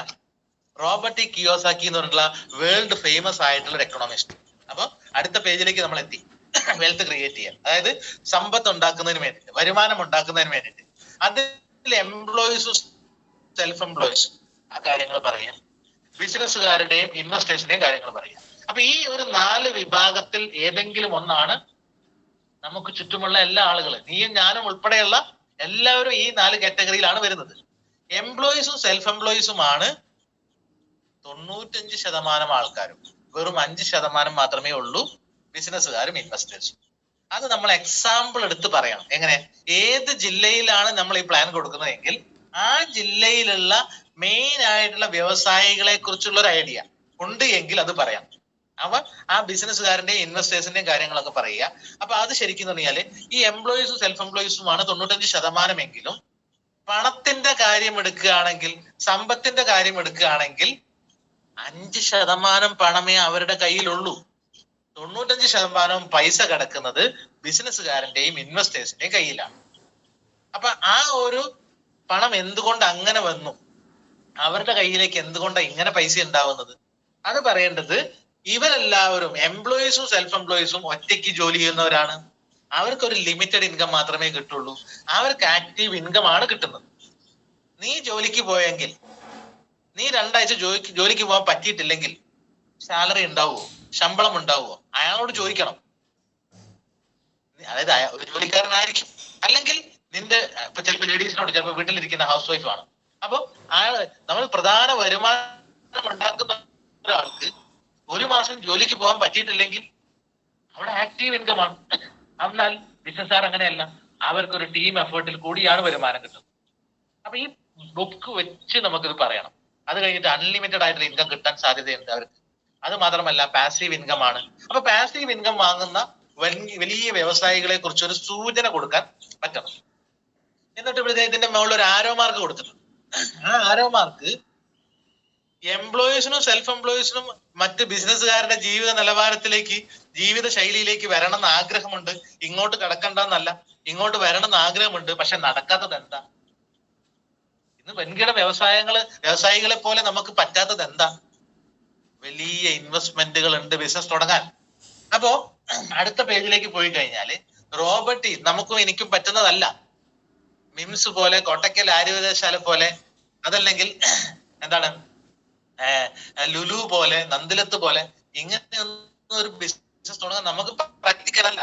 പക്ഷേ അവരെടുക്കുന്ന റിസ്കുകൾ ഇല്ലാതെ, ലാൻഡും ലേബറും ക്യാപിറ്റലും ഇല്ലാതെ അവരുടെ ജീവിത നിലവാരത്തിലേക്ക് വരാൻ പറ്റുന്ന ഒരു അവസരമാണിത്. ഈ കാര്യം നമ്മൾക്ക് അയാളുടെ മനസ്സിലേക്ക് കയറ്റാൻ പറ്റണം. അപ്പൊ ഈ ബുക്ക് വെച്ച് തന്നെ പറയണം. അങ്ങനെയാണെങ്കിൽ ലാൻഡും ലേബറും ക്യാപിറ്റലും ഇല്ല, നിന്റെ കയ്യിലും ഇല്ല, എന്റെ കയ്യിലും ഇല്ല. പക്ഷേ ആ ഒരു കാര്യമില്ലാതെ ബേസിക് ആയിട്ടുള്ള ഒരു ബിസിനസ്സിന് വേണ്ടിയിട്ടുള്ള റിസ്കുകൾ ഒന്നുമില്ലാതെ ഇന്ന് വലിയ വിജയങ്ങൾ ഉണ്ടാക്കാൻ പറ്റുന്ന ഒരു അവസരമാണ് direct selling or community commerce. അപ്പൊ നമ്മൾ ഈ ഫയൽ വെച്ചിട്ട് എന്ത് ചെയ്യാം, അടുത്ത പേജിലേക്ക് പോയാല് direct selling or community commerce എന്നുള്ളത് അത് നമ്മൾക്ക് നോക്കി പറഞ്ഞാൽ മതി. നിങ്ങൾ ആരും ശൂന്യതയിൽ നിന്ന് എടുത്തിട്ട് പറയണ്ട, ഈ ഫയൽ വെച്ച് നോക്കി പറഞ്ഞാൽ മതി. അങ്ങനെയാണ് എങ്കിൽ ഈ ഡയറക്ട് സെല്ലിംഗ് എന്താ, അതായത് നിങ്ങളും അയാളുമായിട്ടുള്ള ബന്ധം ഉണ്ടാവുമല്ലോ, ആ അതില് എന്താ ഡയറക്ട് സെല്ലിംഗ് നിനക്കറിയോ? അയാൾക്ക് ഒന്നും അറിയാൻ പറ്റില്ല, ഇതിനെപ്പറ്റി അറിയാത്ത ആൾക്ക് ഒന്നും അറിയാൻ പറ്റില്ല. എന്നാ ഞാൻ പറഞ്ഞു തരാം ഡയറക്ട് സെല്ലിംഗ് എന്താന്ന് ഞാൻ പറയാം. പക്ഷെ അതിനു മുൻപേ അടുത്ത പേജിലേക്ക് പോവാം. എന്താണ് നിലവിൽ ഇവിടെയുള്ള കച്ചവടം എന്താന്നുള്ളത് പറഞ്ഞതിന് ശേഷമാവാം. നിലവില് ഇവിടെയുള്ള കച്ചവടം എന്താന്ന് പറഞ്ഞതിന് ശേഷമാവാം. അപ്പൊ ട്രഡീഷണൽ മാർക്കറ്റിംഗ് എന്ന് പറഞ്ഞ പേജ് വരും. ട്രഡീഷണൽ മാർക്കറ്റിംഗ് എന്ന് പറഞ്ഞ പേജിൽ നോക്കി കഴിഞ്ഞാൽ ഇത് നോക്കി പറഞ്ഞു കൊടുക്കാൻ പറ്റും. എങ്ങനെ ഒരു മാനുഫാക്ചറിൽ നിന്ന് ഒരു ഉപഭോക്താവിലേക്ക് നേരിട്ട് ഒരിക്കൽ പോലും ഒരു ഉൽപ്പന്നം എത്തുന്നില്ല. നമ്മളൊന്നും മാനുഫാക്ചറിങ് യൂണിറ്റ് പോയിട്ടല്ല ഓരോ സാധനങ്ങൾ വാങ്ങുന്നത്, നമ്മൾ ഏതെങ്കിലും റീറ്റെയിൽ ഷോപ്പിൽ പോയിട്ടാ. അപ്പൊ ആ റീറ്റെയിൽ ഷോപ്പുകാരൻ എങ്ങനെ കിട്ടുന്നു? ഒരു ഹോൾസെയിൽ ഷോപ്പുകാരൻ കൊടുക്കുന്നു. ആ ഹോൾസെയിൽ ഷോപ്പുകാരൻ എങ്ങനെ കിട്ടുന്നു? ഒരു സ്റ്റോക്കിസ്റ്റ് കയ്യിൽ നിന്ന് അയാളുടെ കയ്യിലേക്ക് എത്തുന്നു. അയാൾക്ക് എങ്ങനെ കിട്ടുന്നു? അയാൾ ഒരു സൂപ്പർ സ്റ്റോക്കിസ്റ്റ് കൊടുത്തിട്ടാണ്. അപ്പൊ അത് പെരുമാൾ സാർ ഒന്ന് നോട്ടി.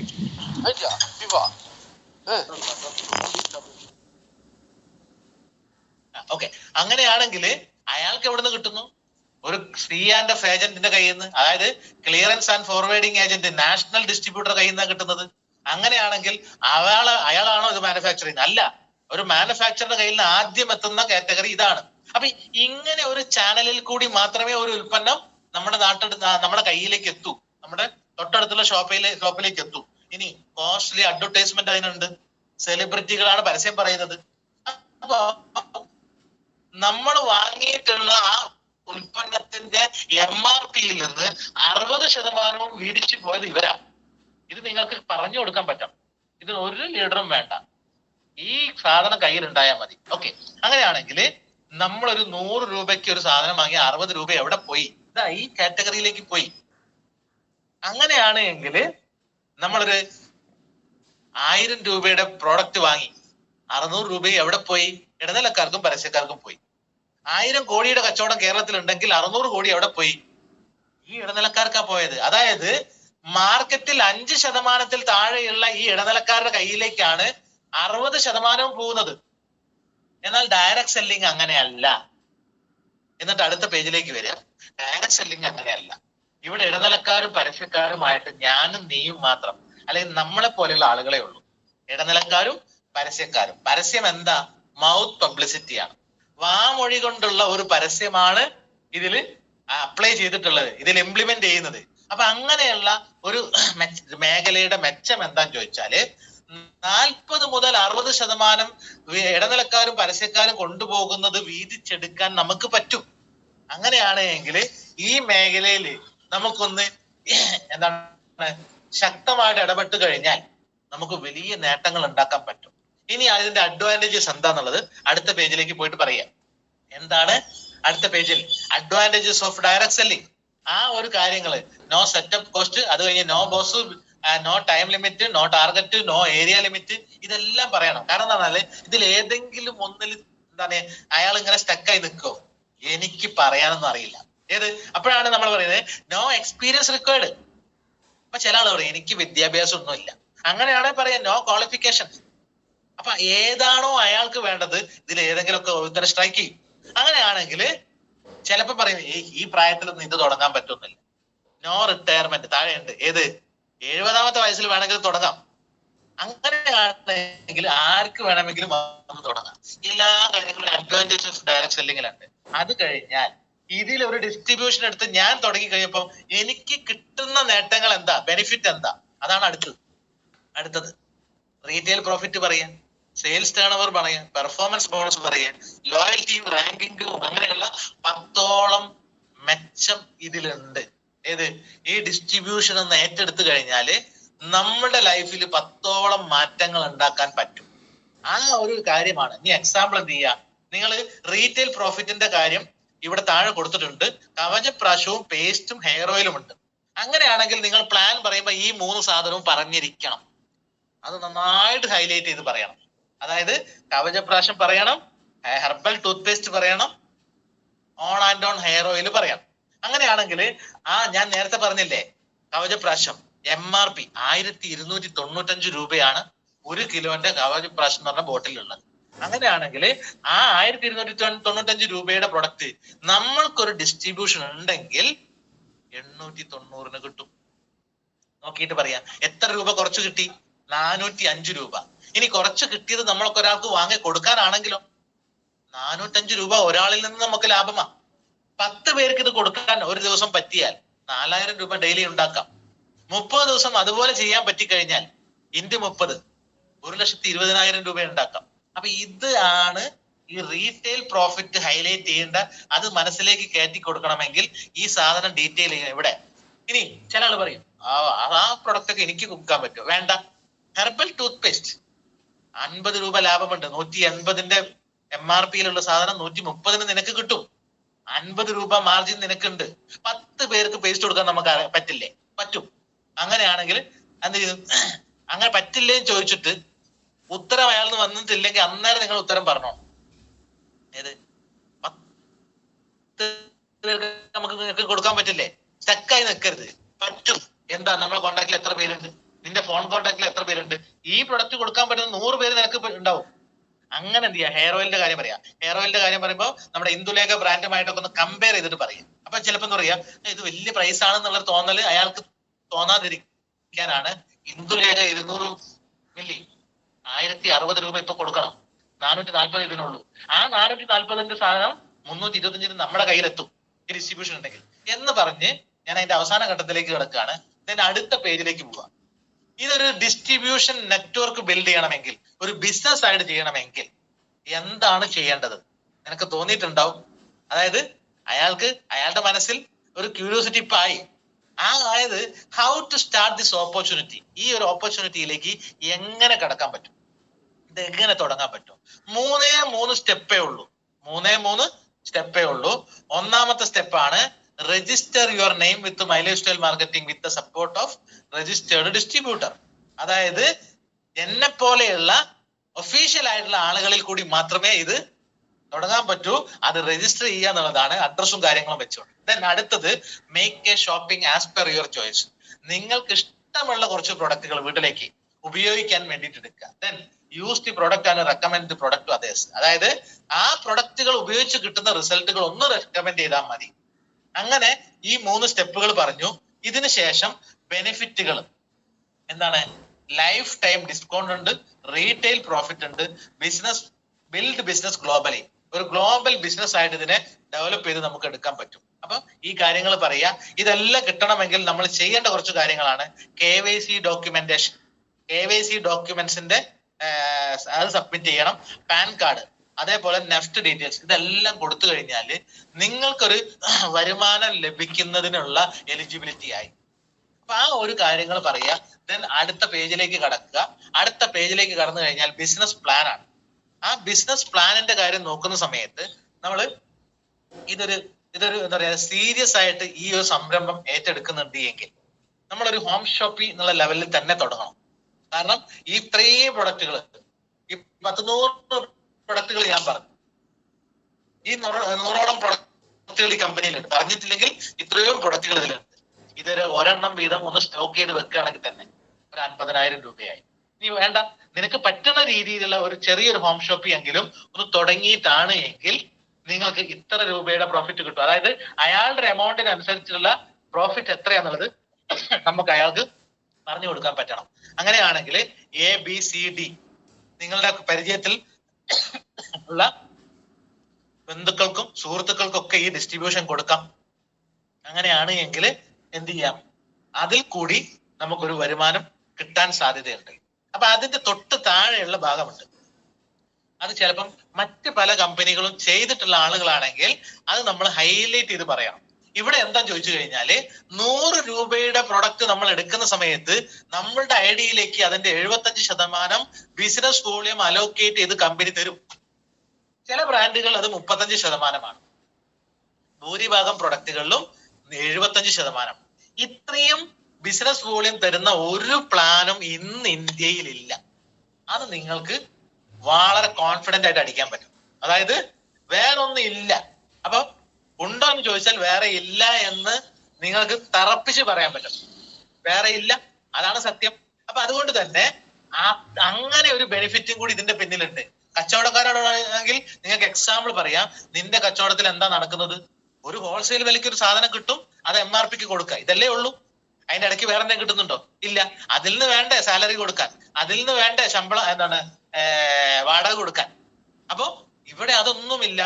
അങ്ങനെയാണ് എങ്കിൽ ഇവിടെ 75% ബിസിനസ് വോളിയം നമ്മുടെ ഐഡിയയിലേക്ക് കമ്പനി തരും. ആ ഒരു കാര്യം ഡീറ്റെയിൽ ചെയ്യുക.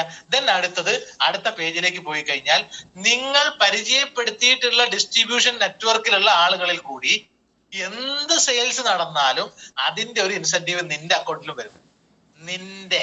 നമ്മൾ മീറ്റിംഗ് എടുക്കുകയാണെങ്കിൽ നിങ്ങളുടെ അല്ലെങ്കിൽ നമ്മളുടെ, അതായത് ആ ഒരു ബിസിനസ് വോളിയം മാച്ച് ചെയ്ത് കഴിഞ്ഞാൽ നിങ്ങളുടെ, അതായത് പ്ലാൻ പറയുന്ന സമയത്ത് ഒരാളോടാണ് പറയുന്നതെങ്കിൽ ഇത്രയും ബിസിനസ് വോളിയം നിനക്ക് ജനറേറ്റ് ചെയ്യാൻ പറ്റിയാൽ, അതായത് ഈ ആളുകളിൽ കൂടി നിന്റെ അക്കൗണ്ടിൽ, അപ്പൊ എപ്പോഴും നിന്റെ എന്നുള്ള ഒരു സാധനം അയാളുടെ മനസ്സിലേക്ക് കയറ്റണം. അപ്പൊ നിന്റെ അക്കൗണ്ടിലേക്ക് 2400 രൂപ, 20,000 ബിസിനസ് വോളിയം മാച്ച് ചെയ്ത് കഴിഞ്ഞാൽ 2400 രൂപ നിന്റെ അക്കൗണ്ടിലേക്ക് കമ്പനി ക്രെഡിറ്റ് ചെയ്യും. ഇനി നെക്സ്റ്റ് വീക്കിൽ ഇത്രയും പ്രൊഡക്റ്റുകൾ മാർക്കറ്റിലേക്ക് ഇറങ്ങിക്കഴിഞ്ഞാൽ എന്ത് തന്നെയായാലും അതിന്റെ ഒരു 70% വീണ്ടും റീപർച്ചേസ് ആയിട്ട് വരും. അങ്ങനെയാണെങ്കിൽ 50,000 സെയിൽസ് നിന്റെ ടീമിൽ കൂടി നടന്നാൽ പോലും 6,000 രൂപ നിന്റെ വരുമാനം. അത് വലിയ ഇമ്പോർട്ടൻസ് ഉണ്ട്. പ്ലാൻ പറയുമ്പോൾ 1 to 1 പറയുമ്പോൾ എന്റേന്നല്ല, അതായത് ഇങ്ങനെ വന്നു കഴിഞ്ഞാൽ എന്റെ അക്കൗണ്ടിലേക്ക് ഒരിക്കലും പറയരുത്. അയാളുടെ അക്കൗണ്ടിലേക്ക് വരുന്ന ഫീലിംഗ് അത് കൊടുക്കേണ്ടത്. സാധാരണ നമ്മൾ ഫോമൊക്കെ ഫില്ല് ചെയ്യുന്ന സമയത്ത് ചില കാര്യങ്ങൾ നമ്മൾ പണ്ടൊക്കെ ഞങ്ങൾ അപ്ലൈ ചെയ്യായിരുന്നു. അതായത് ബാങ്ക് പാസ്ബുക്കിലുള്ള അതേപോലെയുള്ള ഡീറ്റെയിൽസ് ആണ് എഴുതേണ്ടത്. ഈ ബാങ്ക് പാസ്ബുക്കിലുള്ള അതേ സാധനം എഴുതാൻ എന്തിനാ പറയുന്നത്? ഈ പാസ്ബുക്കിലേക്കാ പൈസ വരേണ്ടത്. അപ്പൊ അവന്റെ ഉള്ളിലേക്ക് ഒരു സാധനം കൊടുക്കുന്നത് ഫില്ല് ചെയ്യുന്ന സമയത്ത് ഈ കാര്യം പറഞ്ഞോ, പാസ്ബുക്കിൽ എങ്ങനെയാണോ പേര് അതേപോലെ ഫില്ല് ചെയ്യണം കേട്ടോ, ക്യാപിറ്റൽ ലെറ്ററിൽ ഫില്ല് ചെയ്യണം. അപ്പൊ അവിടെ ശരിക്കും പറഞ്ഞാല് അയാളുടെ മനസ്സിൽ ഇത് ഫില്ല് ചെയ്യുന്ന സമയത്ത് ഇങ്ങനെയൊക്കെ ആണെങ്കിൽ വരും അല്ലേ, അക്കൗണ്ടിലേക്ക് എത്തൂല്ലേ. അപ്പൊ അങ്ങനെയാണെങ്കിൽ 50,000. അപ്പൊ ഈ 2 വരി കഴിഞ്ഞാൽ നിങ്ങളുടെ അടുത്ത സ്റ്റെപ്പ് പറയേണ്ടത്, 5 മിനിറ്റോട് തീർക്കാം. അടുത്ത സ്റ്റെപ്പ് പറയുന്നത്, നിനക്കിപ്പൊ തോന്നുന്നുണ്ടാവും ഇത് ഇങ്ങനെ ഒരേപോലെ കൊണ്ടുവന്നെങ്കിലല്ലേ 20, 50 ഇങ്ങനെ നടന്നാലേ എന്തെങ്കിലും കിട്ടും എന്നുള്ള തോന്നലുണ്ടോ? അങ്ങനെയില്ല. അയാളോട് ചോദ്യം ഇട്ടാൽ ഉത്തരം നമ്മൾ തന്നെ പറയണം കേട്ടോ. അതായത് അയാളെ ചോദ്യത്തിന് ഉത്തരത്തിന് വേണ്ടി നമ്മൾ കാത്തു നിൽക്കരുത്. അങ്ങനെ ഉണ്ടെങ്കിൽ അങ്ങനെ ഇല്ല എന്നുള്ളതാണ്. കമ്പനി പറയുന്നത് ബ്രാഞ്ച് 1 1 ലക്ഷത്തിന്റെ ബിസിനസ് വോളിയം വന്നു, ബ്രാഞ്ച് 2 2 ലക്ഷം വന്നു. അപ്പൊ നമുക്ക് എക്സാമ്പിൾ എടുത്ത് പറയാം. നമ്മളൊരു സ്ഥാപനം തുടങ്ങി, ആ സ്ഥാപനത്തിൽ ഇന്ന ടൗണിൽ വേറൊരു ബ്രാഞ്ച് തുടങ്ങി, ഇന്ന ടൗണിൽ അതിന്റെ ബ്രാഞ്ച് തുടങ്ങി. ആ ടൗണിൽ ചിലപ്പം ചെറിയ സെയിൽസേ വന്നുള്ളൂ, എന്നാൽ അപ്പുറത്തെ ടൗണിൽ നമ്മൾ ഇട്ട ബ്രാഞ്ചിൽ കൂടി കൂടുതൽ വന്നു. സ്വാഭാവികമാണ്. അങ്ങനെയാണെങ്കിൽ ബ്രാഞ്ച് 1 1 ലക്ഷം, ബ്രാഞ്ച് 2 2 ലക്ഷം. ആ 2 ലക്ഷത്തിന്റെ അതായത് ടോട്ടൽ 3 നടന്നതിന്റെ പകുതി വെച്ചിട്ടല്ല വരുമാനം. മാച്ച് ചെയ്യുന്നത് 1 ലക്ഷമാണ്. അതിന്റെ 12% 12,000 രൂപ നിന്റെ അക്കൗണ്ടിലേക്ക് എന്ത് ചെയ്യും? കമ്പനി അയച്ചു തരും. ഇനി നഷ്ടപ്പെട്ടു പോവോ? അങ്ങനെ ഒരു ചിന്തയുണ്ടോ? ഒന്നും വേണ്ട. ഒരു വോളിയവും നിനക്ക് നഷ്ടപ്പെട്ടില്ല. അടുത്ത ആഴ്ചയിലേക്കോ അടുത്ത മാസത്തേക്കോ അടുത്ത വർഷത്തേക്കോ ഈ കമ്പനി എന്ത് ചെയ്യുന്നത്? ക്യാരി ഫോർവേഡ് ചെയ്യും, മാറ്റി വെക്കും ഇതിന്റെ അധികം ചെയ്തത്. അപ്പൊ ആ ഒരു കാര്യം പറയണം, ക്യാരി ഫോർവേഡ് സിസ്റ്റം പറയണം. ദെൻ അടുത്ത സ്റ്റെപ്പ് 5 ലക്ഷവും 4 ലക്ഷവും. അപ്പൊ ക്യാരി ഫോർവേഡ് ചെയ്ത് വന്ന 1 ലക്ഷവും കൂടി കൂട്ടിയിട്ട് 5 മാച്ച് ചെയ്തു 60,000 രൂപ.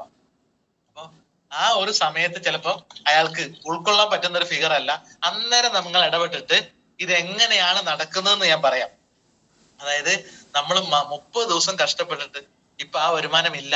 പക്ഷെ എങ്ങനെ ഈ 60,000 ഒക്കെ ആഴ്ചയിൽ ഉണ്ടാക്കാൻ പറ്റുന്നത്?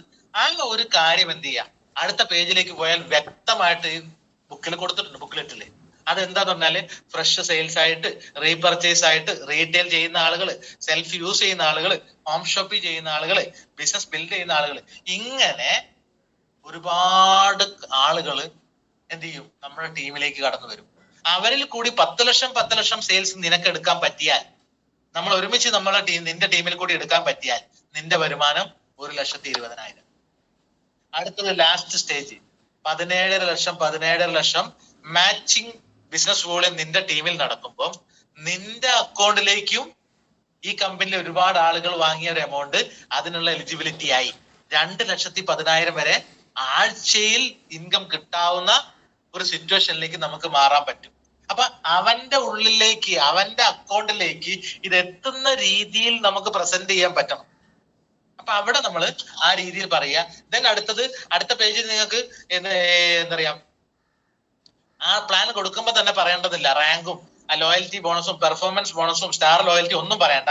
പക്ഷേ ഇവിടെ ഒരു TC എബോ ആളുകള് ടീം മീറ്റിംഗ് എടുക്കാൻ പോകുന്നുണ്ടെങ്കിൽ അവർക്ക് ഈ പേജ് വെച്ചിട്ട് കുറച്ച് കാര്യങ്ങൾ പറയാം. ഏത് റാങ്കുകൾ എന്തൊക്കെയാണ് ഒരു ടീം മീറ്റിംഗിൽ, അത് മാത്രം പറയാം. പെർഫോമൻസ് ബോണസ് എങ്ങനെയാണ് അത് മാത്രം പറയാം ഒരു മീറ്റിംഗിൽ. ലോയൽറ്റി ബോണസ് എന്തൊക്കെയാന്നുള്ളത് പറയാം. അപ്പോ ഇതൊക്കെ വരുമാനങ്ങളാണെന്ന് പറഞ്ഞിട്ട് ടീം മീറ്റിംഗ് എടുക്കണം. അപ്പോൾ TC ആൻഡ് എബോ ആളുകൾ ആ ഒരു പേജ് വെച്ചിട്ട് പഠിപ്പിച്ചോണം. ദെൻ അടുത്തത് നോമിനേഷൻ ഫെസിലിറ്റി എന്ന് പറയുന്ന സാധനമുണ്ട്. ഈ കമ്പനിയിൽ എന്നെ ഏറ്റവും കൂടുതൽ അട്രാക്ട് ചെയ്ത ഒരു കാര്യം, ഞാൻ ഇത് തുടങ്ങാൻ എന്നെ പ്രേരിപ്പിച്ച കാര്യമാണിത്. അപ്പൊ ആ പേജ് ഭയങ്കരമായിട്ട് ഹൈലൈറ്റ് ചെയ്യണം. കാരണം ഈ കമ്പനിയിലെ ഒരുപാട് നോമിനേഷൻ കിട്ടിയിട്ടുള്ള ആളുകളുണ്ട്. അതിൽ പ്രധാനപ്പെട്ട 2 പേരുടെ ഫോട്ടോ ഇതിലുണ്ട്. ആ പേരും വെച്ചിട്ട് അല്ലെങ്കിൽ ആ ഫോട്ടോ വെച്ചിട്ട് അവരുടെ കാര്യങ്ങൾ നിങ്ങൾക്ക് ഡീറ്റെയിൽ ചെയ്യാം. അത് കഴിഞ്ഞ് ഹോസ്പി ക്യാഷും ആക്സിഡന്റൽ ബെനിഫിറ്റും ഒക്കെ കാര്യങ്ങൾ നിങ്ങൾ പറയാം. പറഞ്ഞതിന് ശേഷം ഇത് എങ്ങനെ പഠിക്കണം എന്നുള്ള കാര്യമാണ് അടുത്ത പേജ്. എങ്ങനെ പഠിക്കണം എന്നുള്ളത്. അപ്പൊ ഇത് പഠിച്ചെടുക്കേണ്ടതായിട്ടുണ്ട്. അതിനുള്ള പ്രൊമോഷണൽ സപ്പോർട്ടുകൾ ഇങ്ങനെയൊക്കെയാണ് കിട്ടുന്നത്. ഓൺലൈൻ ആയിട്ടുള്ള കിട്ടുന്നതുണ്ട്, ഓഫ്ലൈൻ ആയിട്ട് കിട്ടുന്നതുണ്ട്. അത് ഇന്നതാണ്.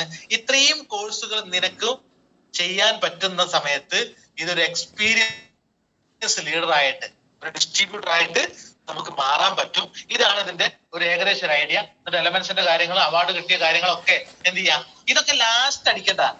അപ്പൊ ഈ പ്രൊമോഷൻ സപ്പോർട്ടും അല്ലെങ്കിൽ വേണ്ട ഈ പ്ലാനിന്റെ നോമിനേഷൻ ഫെസിലിറ്റി മാത്രം പറഞ്ഞാൽ മതി.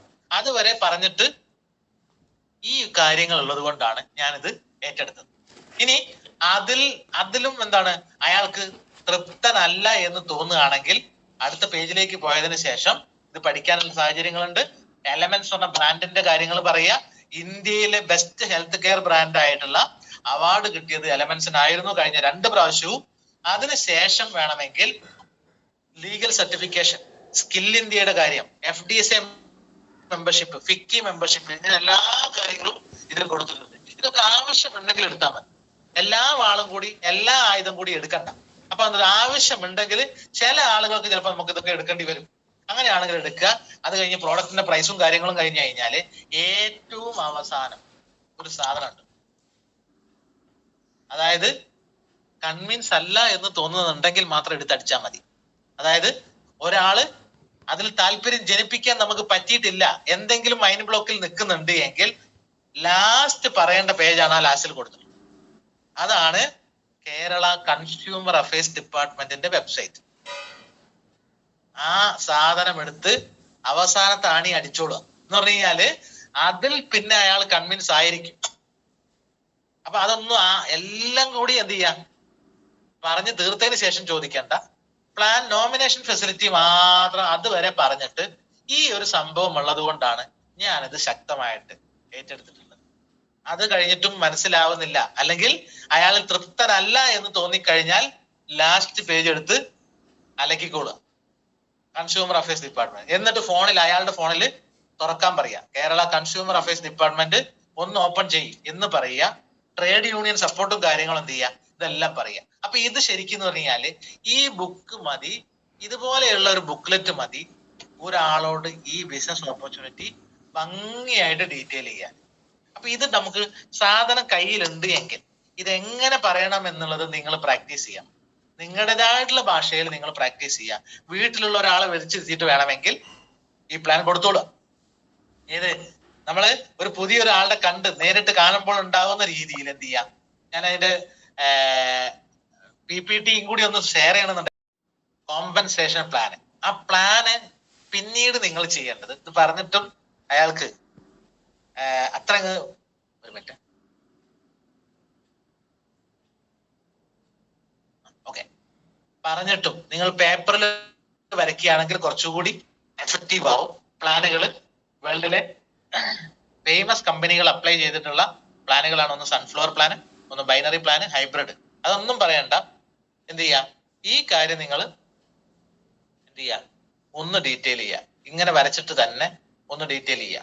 അപ്പൊ ഇതില് ഏറ്റവും ബോട്ടം ലെവലിലുള്ള ആളുകൾ, ഏറ്റവും ബോട്ടം ലെവലിൽ ഇങ്ങനെ വരച്ചതിന് ശേഷം ഒരു 10,000 BVയുടെ സെയിൽസ് ഓരോ ആളുകൾ, അതായത് ABCDEFEH എന്ന് പറഞ്ഞിട്ടുള്ള N വരെയുള്ള ആളുകളുണ്ട്. അപ്പൊ അങ്ങനെയാണെങ്കിൽ 10,000 BVയുടെ പർച്ചേസ് ഏറ്റവും ബോട്ടം ലെവലുള്ള ആളുകൾ, പുതിയ ലെവലുള്ള ആളുകൾ, അവര് പർച്ചേസ് ചെയ്ത് കഴിഞ്ഞാൽ ഇതിന്റെ ഇൻകം ഷെയറിംഗ് സിസ്റ്റം നോക്കുക. CDEF, അതായത് അതിന്റെ തൊട്ട് മുകളിലുള്ള 4 പേർക്കും 1,200 രൂപ അവരുടെ അക്കൗണ്ടിലേക്ക് എത്തും. തൊട്ട് മുകളിലുള്ള 4 പേർക്കും 1,200 രൂപ അവരുടെ അക്കൗണ്ടിലേക്ക്. ഏറ്റവും ഡെപ്തിൽ വന്നിട്ടുള്ള ആളുകൾക്കൊക്കെ 10,000 BVയുടെ പ്രൊഡക്റ്റുകൾ കിട്ടും. അത് വിറ്റ് കഴിഞ്ഞാലുള്ള പ്രോഫിറ്റ് കിട്ടും. 10,000 BVയുടെ പ്രൊഡക്റ്റുകൾ കിട്ടും. അത് വിറ്റ് കഴിഞ്ഞാലുള്ള ഒരു 5,000 രൂപ അവർക്ക് കിട്ടും. എന്നാൽ അതിനെ സ്പോൺസർ ചെയ്തിട്ടുള്ള ആളുകളെ സംബന്ധിച്ച് 1,200, അവരുടെ ലീഡറായിട്ട് നിൽക്കുന്ന എക്കും ബിക്കും ആണെങ്കിൽ 2,400. നിന്റെ അക്കൗണ്ടിലേക്ക് ഇങ്ങനെ സെയിൽസ് നടന്നാൽ 4,800. ഇതാണ് ഇവിടുത്തെ സീക്രട്ട്. അപ്പൊ പ്ലാൻ എന്താ പറയാ, ഈ സാധനം നമ്മൾ തലയിലേക്ക് കയറ്റുക, അല്ലെങ്കിൽ അവന്റെ മനസ്സിലേക്ക് ഇടിച്ചു കയറ്റുക എന്നുള്ളതാണ്. അപ്പൊ ഇങ്ങനെ ഒരു സ്ട്രക്ചർ നിന്നിൽ കൂടി ഉണ്ടാവുന്നുണ്ട് എങ്കിൽ നമുക്ക് ഒരുമിച്ച് ഉണ്ടാക്കാൻ പറ്റുകയാണെങ്കിൽ വലിയ വരുമാനങ്ങൾ നമുക്ക് ഉണ്ടാക്കിയെടുക്കാൻ പറ്റും. 10,000 BVയുടെ സെയിൽസ് ആണ് ഏറ്റവും ബോട്ടം ലെവലിൽ ചെയ്തതെങ്കിൽ പോലും അവരുടെ സ്പോൺസർ ആയിട്ടുള്ള CDEF 4 പേർക്ക് 1,200 രൂപ. ഇനി വേണമെങ്കിൽ തിരിച്ചു പറയാം. അതായത് 4,800 രൂപ നിന്റെ അല്ലെങ്കിൽ എന്റെ അക്കൗണ്ടിലേക്ക് വരുന്ന സമയത്ത്, അല്ലെങ്കിൽ നിന്റെ അക്കൗണ്ടിലേക്ക് വരുന്ന സമയത്ത് നിന്റെ കെയർ ഓഫിൽ വന്ന എക്കും ബിക്കും നിനക്ക് 2,400 രൂപ വാങ്ങിച്ചു കൊടുക്കാൻ പറ്റും. നിന്റെ കെയർ ഓഫിൽ വന്ന 2 പേർക്ക് 2,400 രൂപ വാങ്ങിച്ചു കൊടുത്തിട്ടാണ് നിന്റെ അക്കൗണ്ടിലേക്ക് 4,800 കമ്പനി തന്നിട്ടുള്ളത്. ഇനി അവരുടെ കെയർ ഓഫിൽ വന്ന 4 പേർക്ക് 1,200 രൂപ വീതം കിട്ടുന്നുണ്ട്. ഏറ്റവും അവസാനത്തിലുള്ള ആളുകൾക്കെല്ലാം 5,000 രൂപയുടെ പ്രോഫിറ്റ് ഉണ്ടാക്കാൻ പറ്റുന്ന പ്രോഡക്റ്റുകളും കമ്പനി കൊടുക്കും. ഇവിടെ ആർക്കെങ്കിലും നഷ്ടമുണ്ട്? ഇവിടെ ആർക്കെങ്കിലും നഷ്ട സാധ്യത ഉണ്ടോ? ഒരിക്കലുമില്ല. അപ്പൊ അങ്ങനെ നമ്മൾക്ക് ഈ കാര്യങ്ങൾ ഡീറ്റെയിൽ ചെയ്ത് ഈ പ്ലാൻ അവന്റെ മനസ്സിലേക്ക് ഇടിച്ചു കയറ്റാൻ നമുക്ക് പറ്റണം എന്നുള്ളതാണ്. എന്തായാലും ഈ ഒരു കാര്യങ്ങൾ വളരെ ഡീപ്പായിട്ട് നിങ്ങൾക്ക് ഷെയർ ചെയ്യാൻ പറ്റിക്കഴിഞ്ഞാൽ തീർച്ചയായിട്ടും നമ്മളെ ഒരാളെ നമുക്ക് സിമ്പിൾ ആയിട്ട് കൺവിൻസ് ചെയ്യാൻ പറ്റും എന്നുള്ളതാണ്. എന്തായാലും ഈ ഒരു അവസരത്തിന്റെ ഭാഗമായിട്ട് എന്താണ് നമുക്ക് ചെയ്യാൻ പറ്റുന്ന ഒരു കാര്യം എന്ന് പറഞ്ഞു കഴിഞ്ഞാൽ, നമുക്ക് ഭംഗിയായിട്ട് ഈ ടൂളും വെച്ചുകൊണ്ട് ഈ കാര്യങ്ങൾ ആധികാരികമായിട്ട് ആളുകളോട് പറയുക എന്നുള്ളതാണ്. എന്തായാലും നമ്മുടെ മുൻപിൽ വലിയൊരു ടാർഗറ്റ് ഉണ്ടെങ്കിൽ, ഗോളുകൾ ഉണ്ടെങ്കിൽ 2024 വലിയ നേട്ടങ്ങളുടെ പട്ടികയിൽ, അല്ലെങ്കിൽ വലിയ നേട്ടങ്ങൾ ഉണ്ടാക്കുന്ന ആളുകളുടെ പട്ടികയിൽ ഞാനും നിങ്ങളും ഉണ്ടാവണമെങ്കിൽ ഈ പ്ലാൻ എങ്ങനെ പ്രസന്റ് ചെയ്യാം എന്നുള്ളത് പ്രാക്ടീസ് ചെയ്ത് ചെയ്യുക. കാരണം ഇത് പ്രാക്ടീസ് ചെയ്യാതെ മനസ്സിൽ വെച്ചതുകൊണ്ട് ഒരു കാര്യമില്ല. ആദ്യത്തെ 4-5 എണ്ണം ഫ്ലോപ്പ് ആയിക്കോട്ടെ, പക്ഷെ 6ാമത്തതൊന്ന് പെർഫെക്റ്റ് ആവും. ആദ്യത്തെ 10 എണ്ണം ഫ്ലോപ്പ് ആയിക്കോട്ടെ, 6ാമത്തതൊന്ന് പെർഫെക്റ്റ് ആവും. അപ്പൊ അതുകൊണ്ട് തന്നെ ഓരോ ആളുകളും നിരന്തരമായിട്ട് ഡെയിലി ഒരു 2 മുതൽ 5 വരെ ആളുകൾക്ക് ഈ ഒരു കോമ്പൻസേഷൻ പ്ലാന് അല്ലെങ്കിൽ ഈ ഫയൽ വെച്ച് പ്രസന്റേഷൻ കൊടുത്ത് നിങ്ങളുടെ സ്കില്ലൊന്ന് ഇമ്പ്രൂവ് ചെയ്തെടുക്കുക എന്നുള്ളതാണ്. അങ്ങനെയാണ് എങ്കിൽ നമുക്ക് എല്ലാവർക്കും വലിയ വിജയങ്ങൾ ഈ ഒരു ഇൻഡസ്ട്രി സമ്മാനിക്കും. അതിനൊരു തർക്കവുമില്ല. അങ്ങനെയുള്ള ഒരു വിജയങ്ങൾ നമുക്ക് എല്ലാവർക്കും ഉണ്ടാവട്ടെ എന്നുള്ള ആശംസയോട് കൂടിയിട്ട് തന്നെ ഞാൻ എന്റെ ഈ ഒരു സെഷൻ വൈൻഡപ്പ് ചെയ്യുന്നു. എല്ലാവർക്കും വൻ വിജയങ്ങൾ 2024